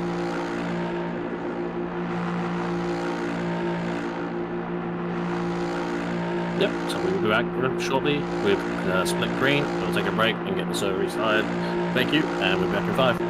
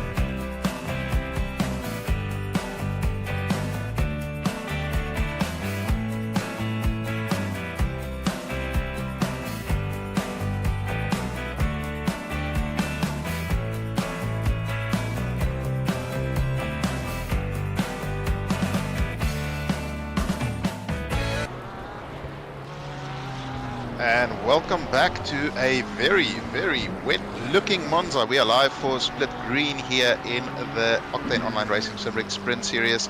We are at round 4, as I mentioned here at Monza. I'm joined in the box by Luke Johnson and Cameron Thistlewaite. How are we, gentlemen? Yeah, good, JP. Yourself, mate? Yeah, I'm good. Happy to be back. I missed last week, so I'm looking forward to doing some commentating and some racing at one of the classic tracks in the world, I would say. Yeah, absolutely. Cam, how you going, buddy? I'm very well, thank you, Luke. Yeah, sorry to interrupt, but classic track. That feels like a very polite term for what you really feel there, Peach. No, I don't mind Monza too much. It's a bit frustrating sometimes because it appears to be a super simple track. You know, it's a couple of chicanes, it's a couple of straights, and that's the track. But it's a very tricky track to get right, especially getting the exits on the chicanes right, and Ascari with its deadly final curb. I don't mind it too much, and in the rain it definitely is a little bit improved, I would say. I think it's definitely one of the harder tracks to find those last few like tenths and seconds, to say the least, because it is, you know, only a few set of corners, 11 corners at my count, so you've got to make every single one of them count for the lap time for sure. Yeah, absolutely. And adding the rain is just going to add that spice level up as we are on board with Smith coming around the final corner to start his flying lap. We have just started qualifying here at Monza, and it's going to be a wet quali. We'll see if it's a wet race, but I'm really looking forward to this. Who do we think is going to take pole tonight? Just before the prediction, it looks like it's less rain intense, so it might be one of those qualifying sessions where whoever gets that final run in is the one with the best shot at pole. But in terms of predictions for pole, I'm gonna have to say Brad Cook. The Porsche is immense in the wet, and Brad Cook is immense in the Porsche, so I think it's hard to look past him, but I'm sure Hignett will give him a good old chase.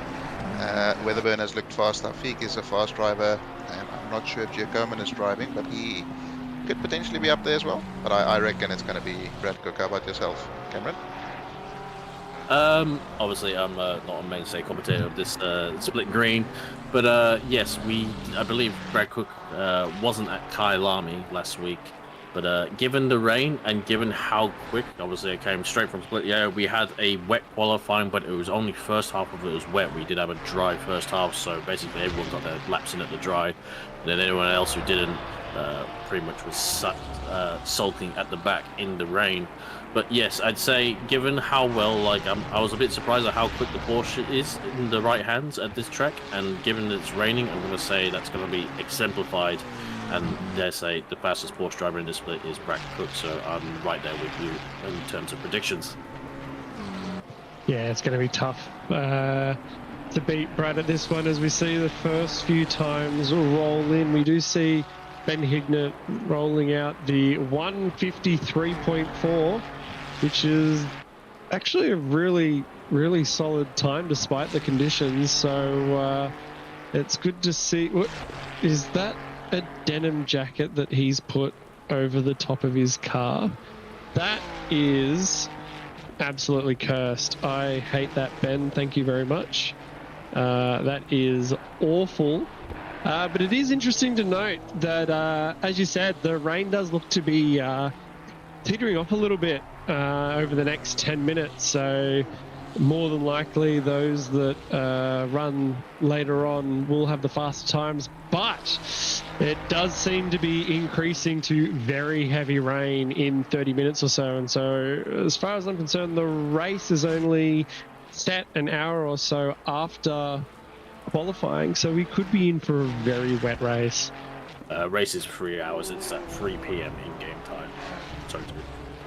Okay, yeah, no, 3 hours. So it does have an opportunity then to potentially clear up. But yeah, that denim jacket livery is potentially the second worst livery I've seen in this split. Would it make you feel better if it's a pair of there it is. jean shorts? Okay, you just The had to mention it, didn't you? yeah, the Godfrey livery. There it is. Okay, well, while we're looking at that, I'm going to look at a different screen and just go through the standings of Split Green as it is at the moment. So currently, Benjamin Ignat, your pole sitter, he is leading the Pro Championship on 384 points. Of course, Brad Cook missed last week, but he's still in second place with 313. And then Stefano Ricciuti and Jacob Weatherburn separated by a mere point at the moment in third and fourth. And then in the Pro-Am class, we do have, I think it is Diogo Greco leading at the moment on 170 points, followed by Ash White and Sean Miller, no, Damiano Turcolini at the moment. And then in the Silver class, we have Alexander Tonkin leading at the moment with Ray Smith and Sean Miller very closely behind, also only separated by 1 point. And they're only about 14 points behind Alexander Tonkin, the lead Silver class, so a very close battle in the Silver class at the moment. And then finally we have Julian Gray in his favorite Honda leading the AM class at the moment on 85 points, with Jeff Beaton and Evan Richardson only about 3 and 5 points behind him. So I know it's fairly early in the season, but some close battles there, and Hignett with a big lead thanks to that missed round from Cook. So Cookie will definitely be looking to get back to winning ways this week and try and close that gap a little bit.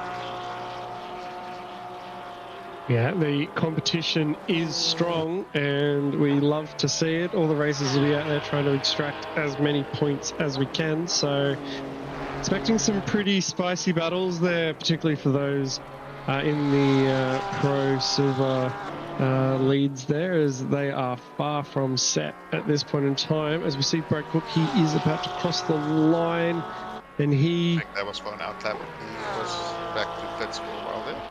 Yep, so Yeah, he's just starting his hot lap now. He is only 6/10 down from Hignet's fastest time of a 53.0. So Hignett has improved on his previous fastest lap. But yeah, the Ferraris have also come out to play. I know that Split Green is known as the Ferrari Gang Split, so plenty of Ferraris to split up there. We have a Merc in the top 3, which is only just over a 10th behind Hignett at the moment. And looking at it, the top 5 are only separated by 3/10. So it is all very close out there despite the conditions. Who is, yeah, I haven't seen the... Yeah, they weren't here last week at Kailami, that's for sure. I was going to say I'm not from the regular split, but I think they're new to this. Yeah, they're not on the leaderboard, on the standings, so I'm assuming it's their first race in the split, but so far, what a debut. I'm not sure what the first name is. If we can look at the different homes a little bit later. From Hong Kong. I had a feeling it was Quinton, yes. There we go, Jake Brown pops it into pole with a 152.7 there. Very nice. We see the Porsche doing what the Porsche does in the wet, and of course conditions are evolving every single lap. We have 25 cars circulating. He's put the Audi livery on a Porsche. That's sacrilege. Sorry, but ooh, my livery. That's really just offended Cam there. So Brownie, take note of that. Look here, he's currently in 12th, so he's got a few places to make up here. He jumps up to 7th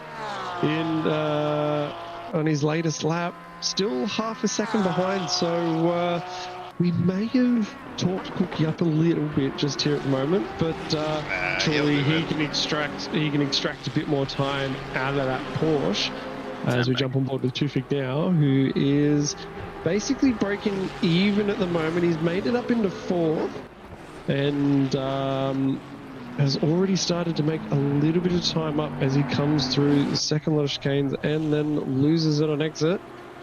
So it'll be interesting to see the top 5 now separated by 7/10. So the top guys there are starting to, as we've got a new Pro-Am for pole at the moment.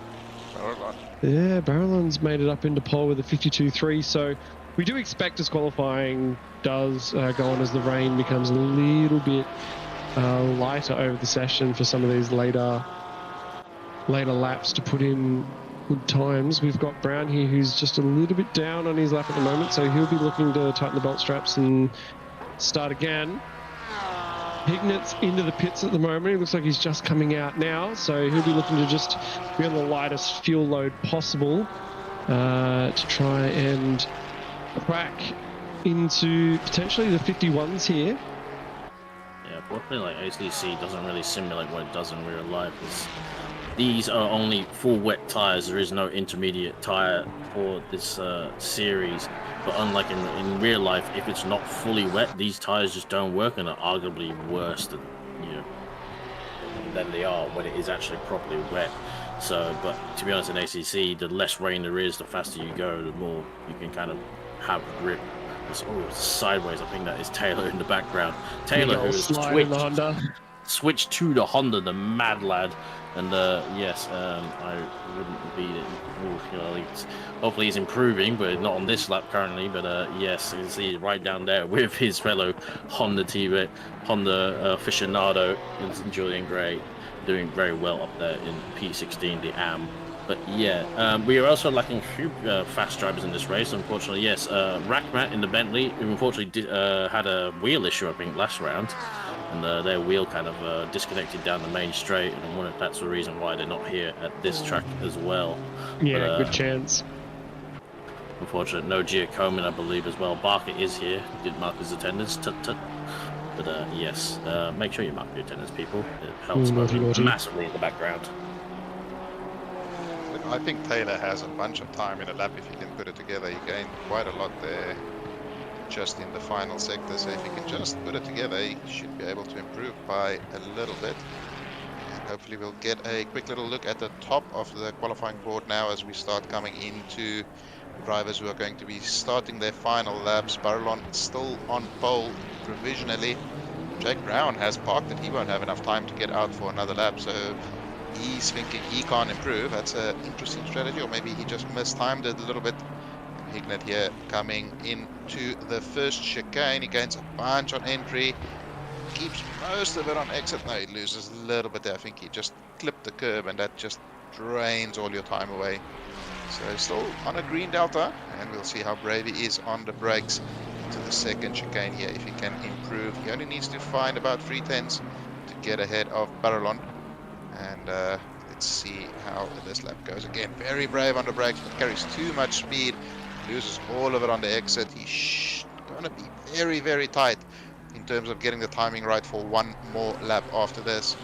But there's still about a minute to go that he can gain a little bit more time. Let's see how it goes for the rest of this lap. You're right. He's right on the line for a few second difference, so he can't afford to let up this lap at all, regardless of what kind of lap time he's going to produce, because if he wants to go again around the circuit, he's going to have to be on it, because he's definitely not a lot left in terms of tolerance. But we can definitely see how he goes. Like, yes, the Ferraris, a lot of fast Ferraris in this split. They're looking good in these conditions. They do have the excellent kind of drivability with their electronic aids in the Ferrari, so hopefully they are not too bad. You can see a few McLarens in the split as well, but none of them too far up. Greco obviously being the fastest currently. Yeah, it'll be interesting to see. He doesn't look like he's going to make up much time in this one, losing a bunch of time there, but he might just be able to make it for another lap. He's got 2-1. Perfectly timed. Perfectly timed. So he'll be able to make another lap out of that one. And we'll start seeing... As we start seeing the drivers coming across the line who didn't make the timer. So looking at Barrelon there, he's on dries, and there's a few drivers out there actually who potentially moved to dries, but Barrelon is out there at dries at the moment. I don't think that is a Kunos glitch. I'm pretty sure that's a Kunos feature letting us know that he is on dries at the moment, and he's managing to stay relatively even at this point in time, but it looks like it's just not the track conditions that are going to allow him to improve at this point in time. 2 Figs into the pits as well. He's down there in 4th. He's done for the day. Hignet's jumped back to pit, so I take it his final lap didn't quite work out there. Young there is in dries as well.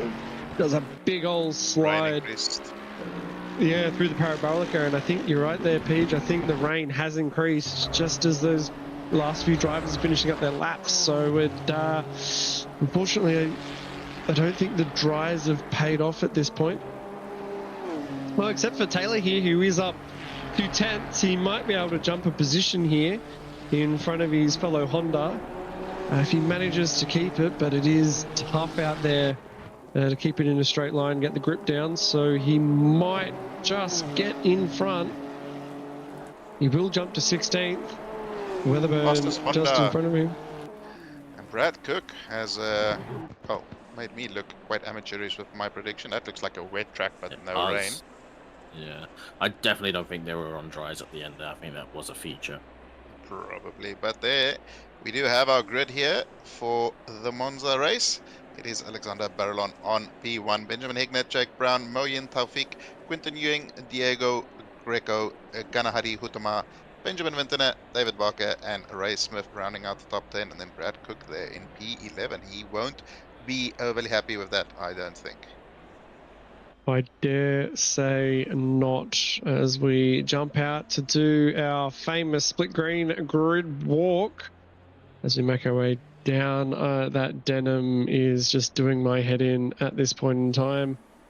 That's fantastically bad. That livery on the Porsche is quite nice, Cameron. What do you think? I think it looks- How do you say shaking your head without I speaking? think green really is out to curse us at this point in time. I'm so happy that people can't punch through headphones, because otherwise Cameron would punch me. That's a nice livery on the Merc there. No, the first Merc, not that Merc. That Merc is decent at best, I would say. The OES liveries usually hit quite hard, but that is not one of the best ones that I've seen. And then Stefano Ricciuti, that's not too bad. Graham Hill. We've got he's the Kirby Dreamland BMW there. designed by his kids. No, literally. What if that it is wasn't? actually- No. It is. We are aware that it is designed by his kids. We have the I think M&M. Taylor's got his Ferrari Yoda. livery still on. He definitely does. We've got flowers on the Porsche. We've got a very classic standard looking Aston there and a very spot missing. And then we don't have to Racer, see. not We don't have fans. to see any other cars towards No, the back. that's it. fine. There's that grid That's is fine. finished. That's it. It's we finished. don't have any more. Glenn, it is finished. Glenn, God. Jesus. Just looking at the track conditions, guys. So the track is currently damp with no rain, but we're expecting rain in about 10 minutes and then for it to clear up again. Now that that's is going to be interesting. very difficult for the drivers What do to you do? determine, on because we don't have any idea as to whether that rain will start. That rain could literally start within a minute of driving, or it could end up being at the 10-minute mark, and it could rain all the way to the 29th minute mark at this point. So very difficult. I'm assuming a damp track leading into rain. I think many drivers will be taking wet tyres potentially at this point and hoping that it doesn't get too hot out there. Pete, what are your thoughts on that one, mate? I'm seeing a lot of yellow markings. 100% start on wets. Have to. It's a damp track. The wets will work better, and it's Those are gonna get wets. wetter. So yeah, I would 100% start on the wets. I think you'd make a rather big mistake to the start of your race if you decided to go on the dries. Yeah, absolutely. As we see that there's a number of cars in the pits at the Weatherburn. moment. There's a few Okay. cars there at this point. We've got Weatherburn in the pits. And Say what? They were on the grid, so maybe they they were get on the push wets. grid. We did see some grid shenanigans in split yellow, so features. Sorry, but yes, we'll see whether that is a genuine mistake or not. Hopefully, but long ways to go. 70 minutes, 65-minute pit window. So, sorry, 60-minute pit window. But yes, Few pit stops. yes, 2 mandatory tire stops, regardless of rain or shine, dry or wet, it doesn't matter. I'm aware I am talking to 2 McLaren drivers, both are in my splits, but given that if it was dry, where would you think those McLarens are? Because they looked really quick, even in the lower class hands of in split yellow, I will say, as it is Costa and also in the pit. The McLaren is strong here, so I think it should do well if it was Despite dry. the nerf. I think the nerf was very minor compared to how strong the McLaren can be here. Yes, unfortunately, we had 2 silvers doing an excellent job threatening the pros, and unfortunately, both of them it fell to the features of Kunos. But hopefully, Yes. this server is free, untainted. Well, it is No. Monza, so turn 1 shenanigans here are always pretty out there. Are we expecting, even though it's a 70-minute race and everyone should be patient, are we expecting some pretty intense T1 things? Split Yellow had a clean turn 1, but we had lots of penalties afterwards firing. There was a lot of collisions, so anything could happen, whether you get both men. Yeah, I'm not really sure what you mean about turn 1 shenanigans at Monza. I've never really experienced that, so... Maybe you're the shenanigan maker. Maybe I am the shenanigans, considering that the last time I was here at Monza I did cause shenanigans. So we'll continue on as the drivers line up 2 by 2. Should I mention Watkins Glen, Luke? Everyone wants to mention now. Watkins Glen. Yeah, that was almost a year ago at this point. It was my first memory of you. Yes. Let bygones be bygones. Let's talk about this race that's currently on screen. These guys are about to go racing here for round 4 in the Octane Online Racing Simrigs Sprint Series. 70 minutes of racing about to start. Barrelon leads them Mercedes. away. Hignett is next to him. We know the Ferraris launch a little bit slowly. The Porsche is quick off the line, and so is the Mercedes. So let's see what is going to happen into turn 1. The track is damp. They are away, and Jake Brown is almost into P1 already. They haven't even reached the braking zone. That's a Ferrari making it 3 wide at the back there. Who's going to be bravest into the braking in turn 1? Hignett tries to stay as late as possible. There's very late breakers at the back there, but everybody pulls it up. Brown gives Hignett almost no room, but he lets him through, and we have a little bit of a parking lot at the back there. Not too... there we go. That is an absolute car park. Unfortunately, Greco has gone calling up, and that's him all the way down into the back of the field. That's a very bad start. It's 220 and 99 do join the grid as well. But it looks to me no safety car at this rate.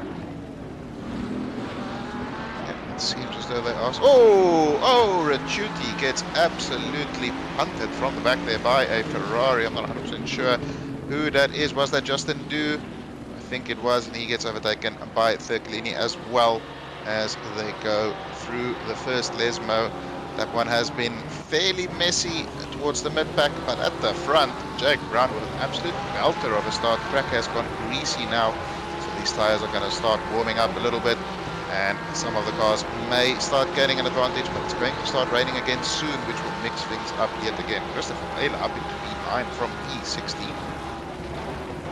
Absolute superstar move from Brown there at the start.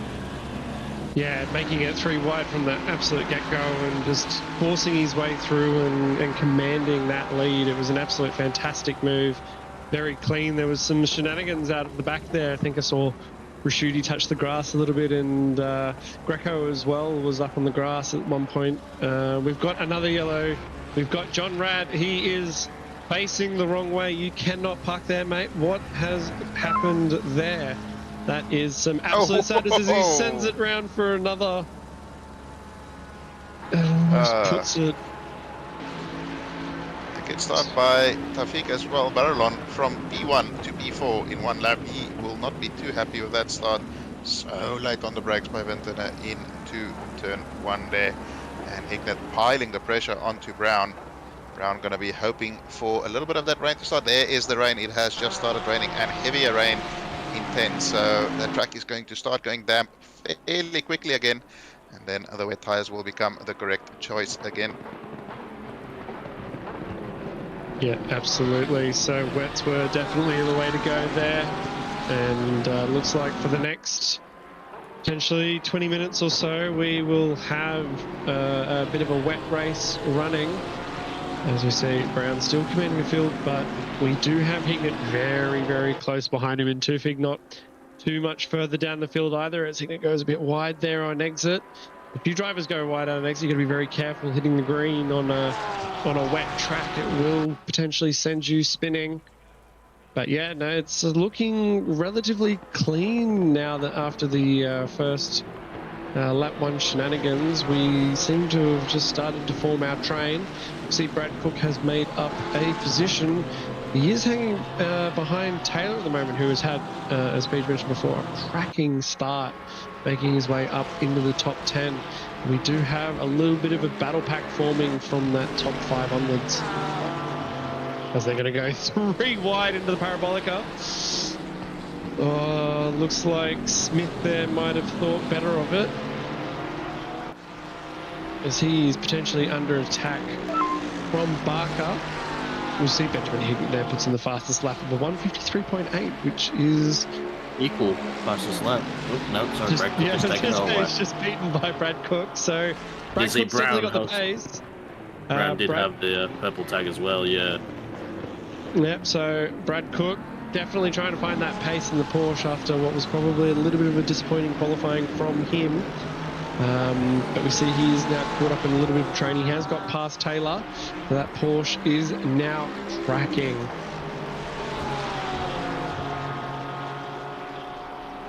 So where do we think Brad Cook can get to on this recovery from his rather abysmal qualifying performance there?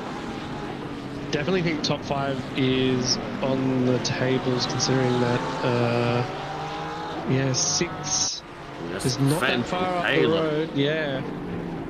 I dare say, like, this is really costing him time. Like, this fight back up ahead, like, he's going to struggle to, like, get past some of these guys as well. Like, oh, as Haggis gets a bit deep into the back. That's a bit of a hit there. That's going to cause a bit of damage to the front end of that portion that he is not going to be very happy with that. And the Porsche is not going to be very happy with that damage. I don't think it'll be too much damage, but this weather is really working against him as well. If it was nice dry weather, he could jump out of this big train of cars, get into pit lane now that pit window's open, and get some clean air and try and get some clean... Oh, okay. 2 cars just quickly disappearing as the view. There's a big car. There's the service shenanigans as Hold the brakes. Justin Doe has managed to get himself back into the middle of the track and is now pulling off to the side. That is not where you want to be. And he is going back to pits on that one. He must have had a big hit if and Vintiner is in the pits as well. Yeah, I saw a lot of cars warping into pit lane. There's something weird very much going on, but Hignett right here on the back of Brown giving... Oh, disappeared, unfortunately, as well. Like, oh dear. Do we dare say that some of these cars that have pitted, as we see... there's been an incident with Aaron Smith, yeah. And Hignett's disconnected. If we look up there, we've got Tufig in second, so I imagine Jake Brown is still out in front, but Hignett has disappeared from the timing board completely, and we've got a number of cars in the pits at the moment, so... I think some drivers are getting like weird lag spikes, which are probably not helping some of these incidents. Might be the causality as well.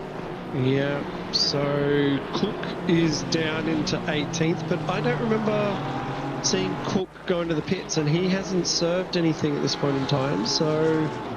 And he was just up in P7. I'm not sure if he was maybe involved in that incident with Ray Smith. With Smith, yeah, absolutely. He definitely, I don't know if we're going to be able to get a replay on that one, but that'd be something that I'd definitely like to see, because it looks like Hignett is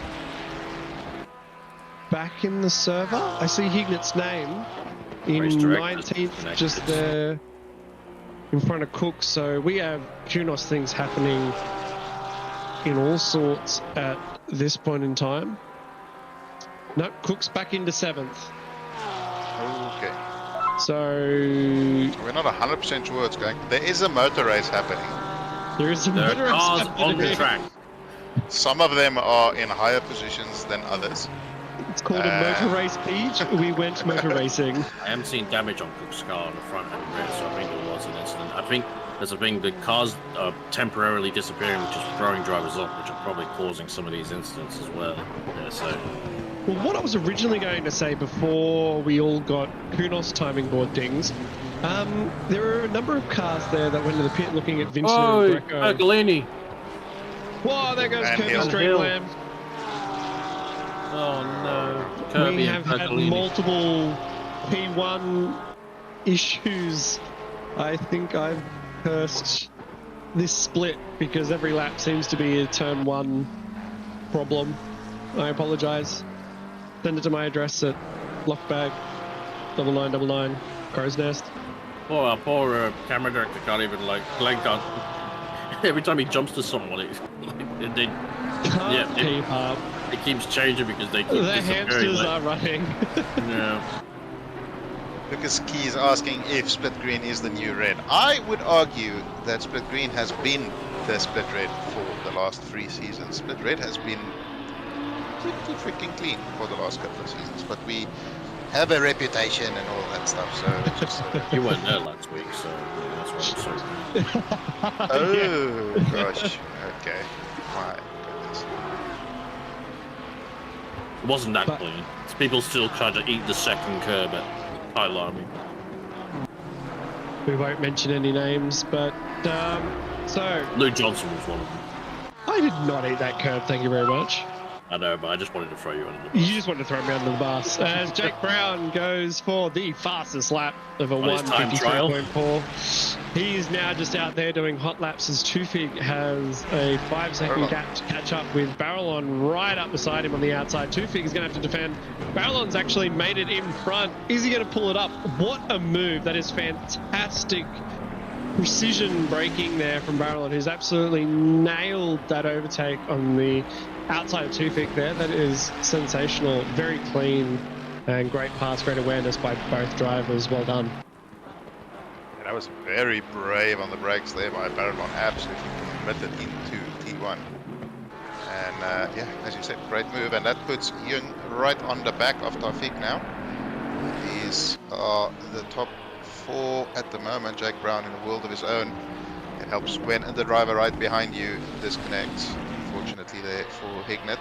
Nice. I figured it out. I forgot. The servers were running at the Helldivers servers.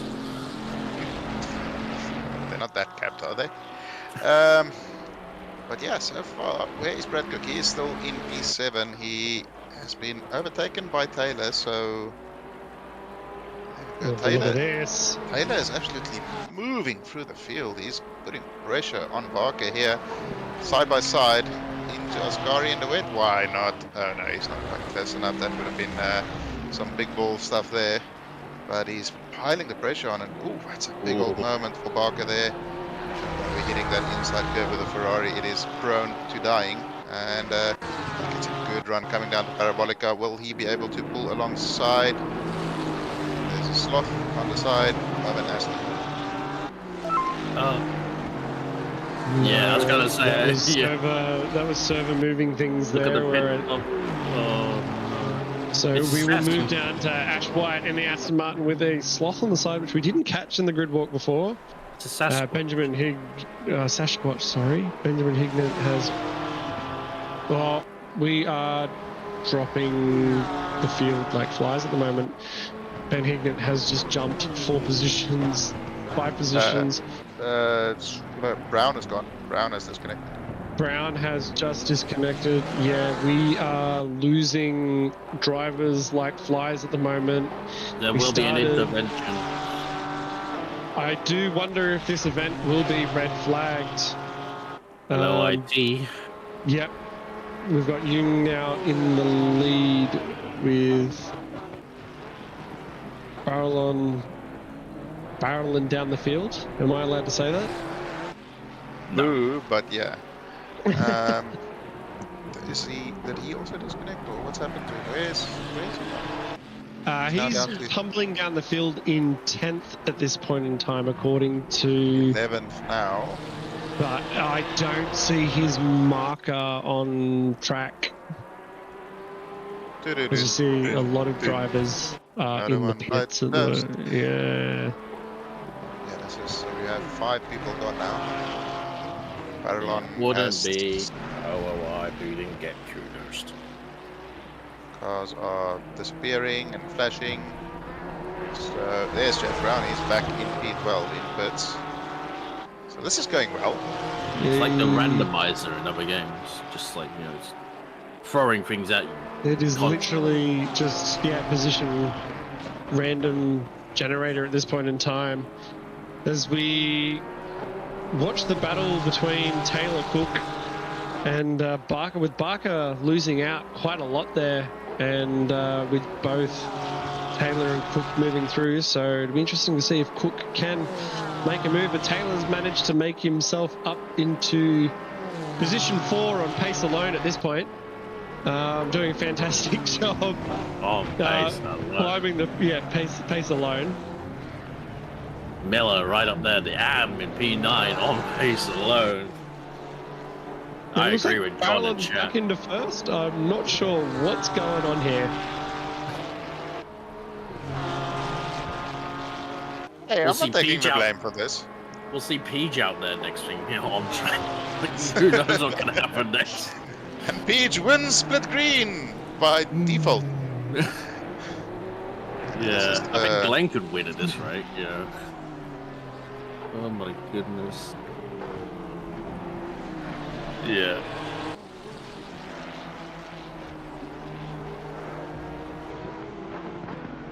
Options are being discussed. Yeah, so word in our ear, folks, is that there may be Was this not planned? a second course of action coming our way as 16 off. That's parallel. Is he gone? Huh? He's been disappearing for a while. That's now. Scary. he's yellow. Man, actually off the he's back track in at the the lead. moment. He's back in the lead. He's off the track at the moment. And He's there back he on. goes. 219's now leading. No, he What's had. going on? I think he had an actual off. I think there's an actual off there. He was yellow on the map, and Oh, yeah, 219 blue, yeah. Young is out on the main straight. Oh, goodness. Oh! I thought he was about to take off in a disconnect there, but he's actually Charlotte, overcooked that. As speaking of Cook, Brad Cook has done an amazing drift in his Porsche. Connor Hind isn't here. It's his fault. I blame we'll Connor blame as well. him. That's Yeah, usually- absolutely blame Connor. He's not here to defend himself, so I will throw I him under the saw bus Connor. immediately. Round He's the back the with a glue screwdriver, fucking messing around with the knots. Sorry. Connor Hine is the glue that keeps the service together. But yeah, we now have a change. We've got Barker with a 15-second penalty for causing a collision on that one. That was the T1 shenanigans that we may have seen there at the start. That We have a never new happens. leader of Young. We got another 15-second penalty to Hudemar for also causing a collision. He's down in 14th at the moment. Oh yeah, I forget. Yeah, these And are Brad RFQ Cook servers. does get a 10-second penalty for that collision we saw on lap 4. So, unless there was another collision involved, this 10 seconds seems like a lot for what we saw. I think that was the 10-1 incident. We didn't see it. We saw Ray Smith in the background. And Oh, Red yes, Bull, correct. so I think Yes, it's yes. Yeah, we saw the orange Ferrari off to the side. So Yeah, it's that back will... Ignat is back on track, probably 5 laps down at this point in time. I mean, the way things are going, he could still potentially podium at the moment. So He definitely could, absolutely. Yep. G'day guys. Obviously this is far from optimal. We've got some very unhappy drivers, and rightly so. Talking to the stewards, getting the feedback from the drivers, we're going to red flag this this race, and shut things down for this evening. There won't be any points awarded for this round. We're just going to red flag it at this point. It's unfortunate, but obviously it's either a Kunos thing or it's an us thing, and I can't tell you either way at the moment what the full story is. So the investigation will continue, but we feel it's best to red flag the event now. So expect the cars to be pulling up very shortly, and we are going to end our stream for this evening. Cookie's decided he's had enough as well. Yeah, apologise to the viewers and the stewards. The team tried to get everything going today, but the gods are beating us on this one. So we'll investigate. We'll come back stronger tomorrow, and I'll leave it there for now. And we shall roll our closing credits. Thank you, linesmen. Thank you, ball boys. Thanks, commentators, and sorry to everybody. That'll do us. No apologies needed. And as the sloth crashes into the wall. Is that a Sasquatch? It's Sassy the Sasquatch. Yeah, the big it's black okay. show on the back. Here we go. See ya. So we see. What a pain in the ass.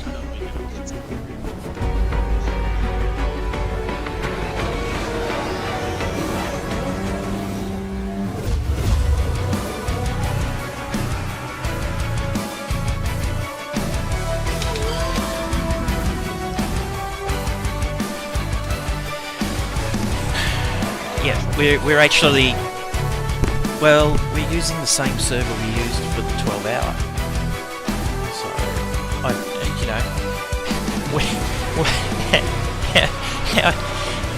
no. And that's,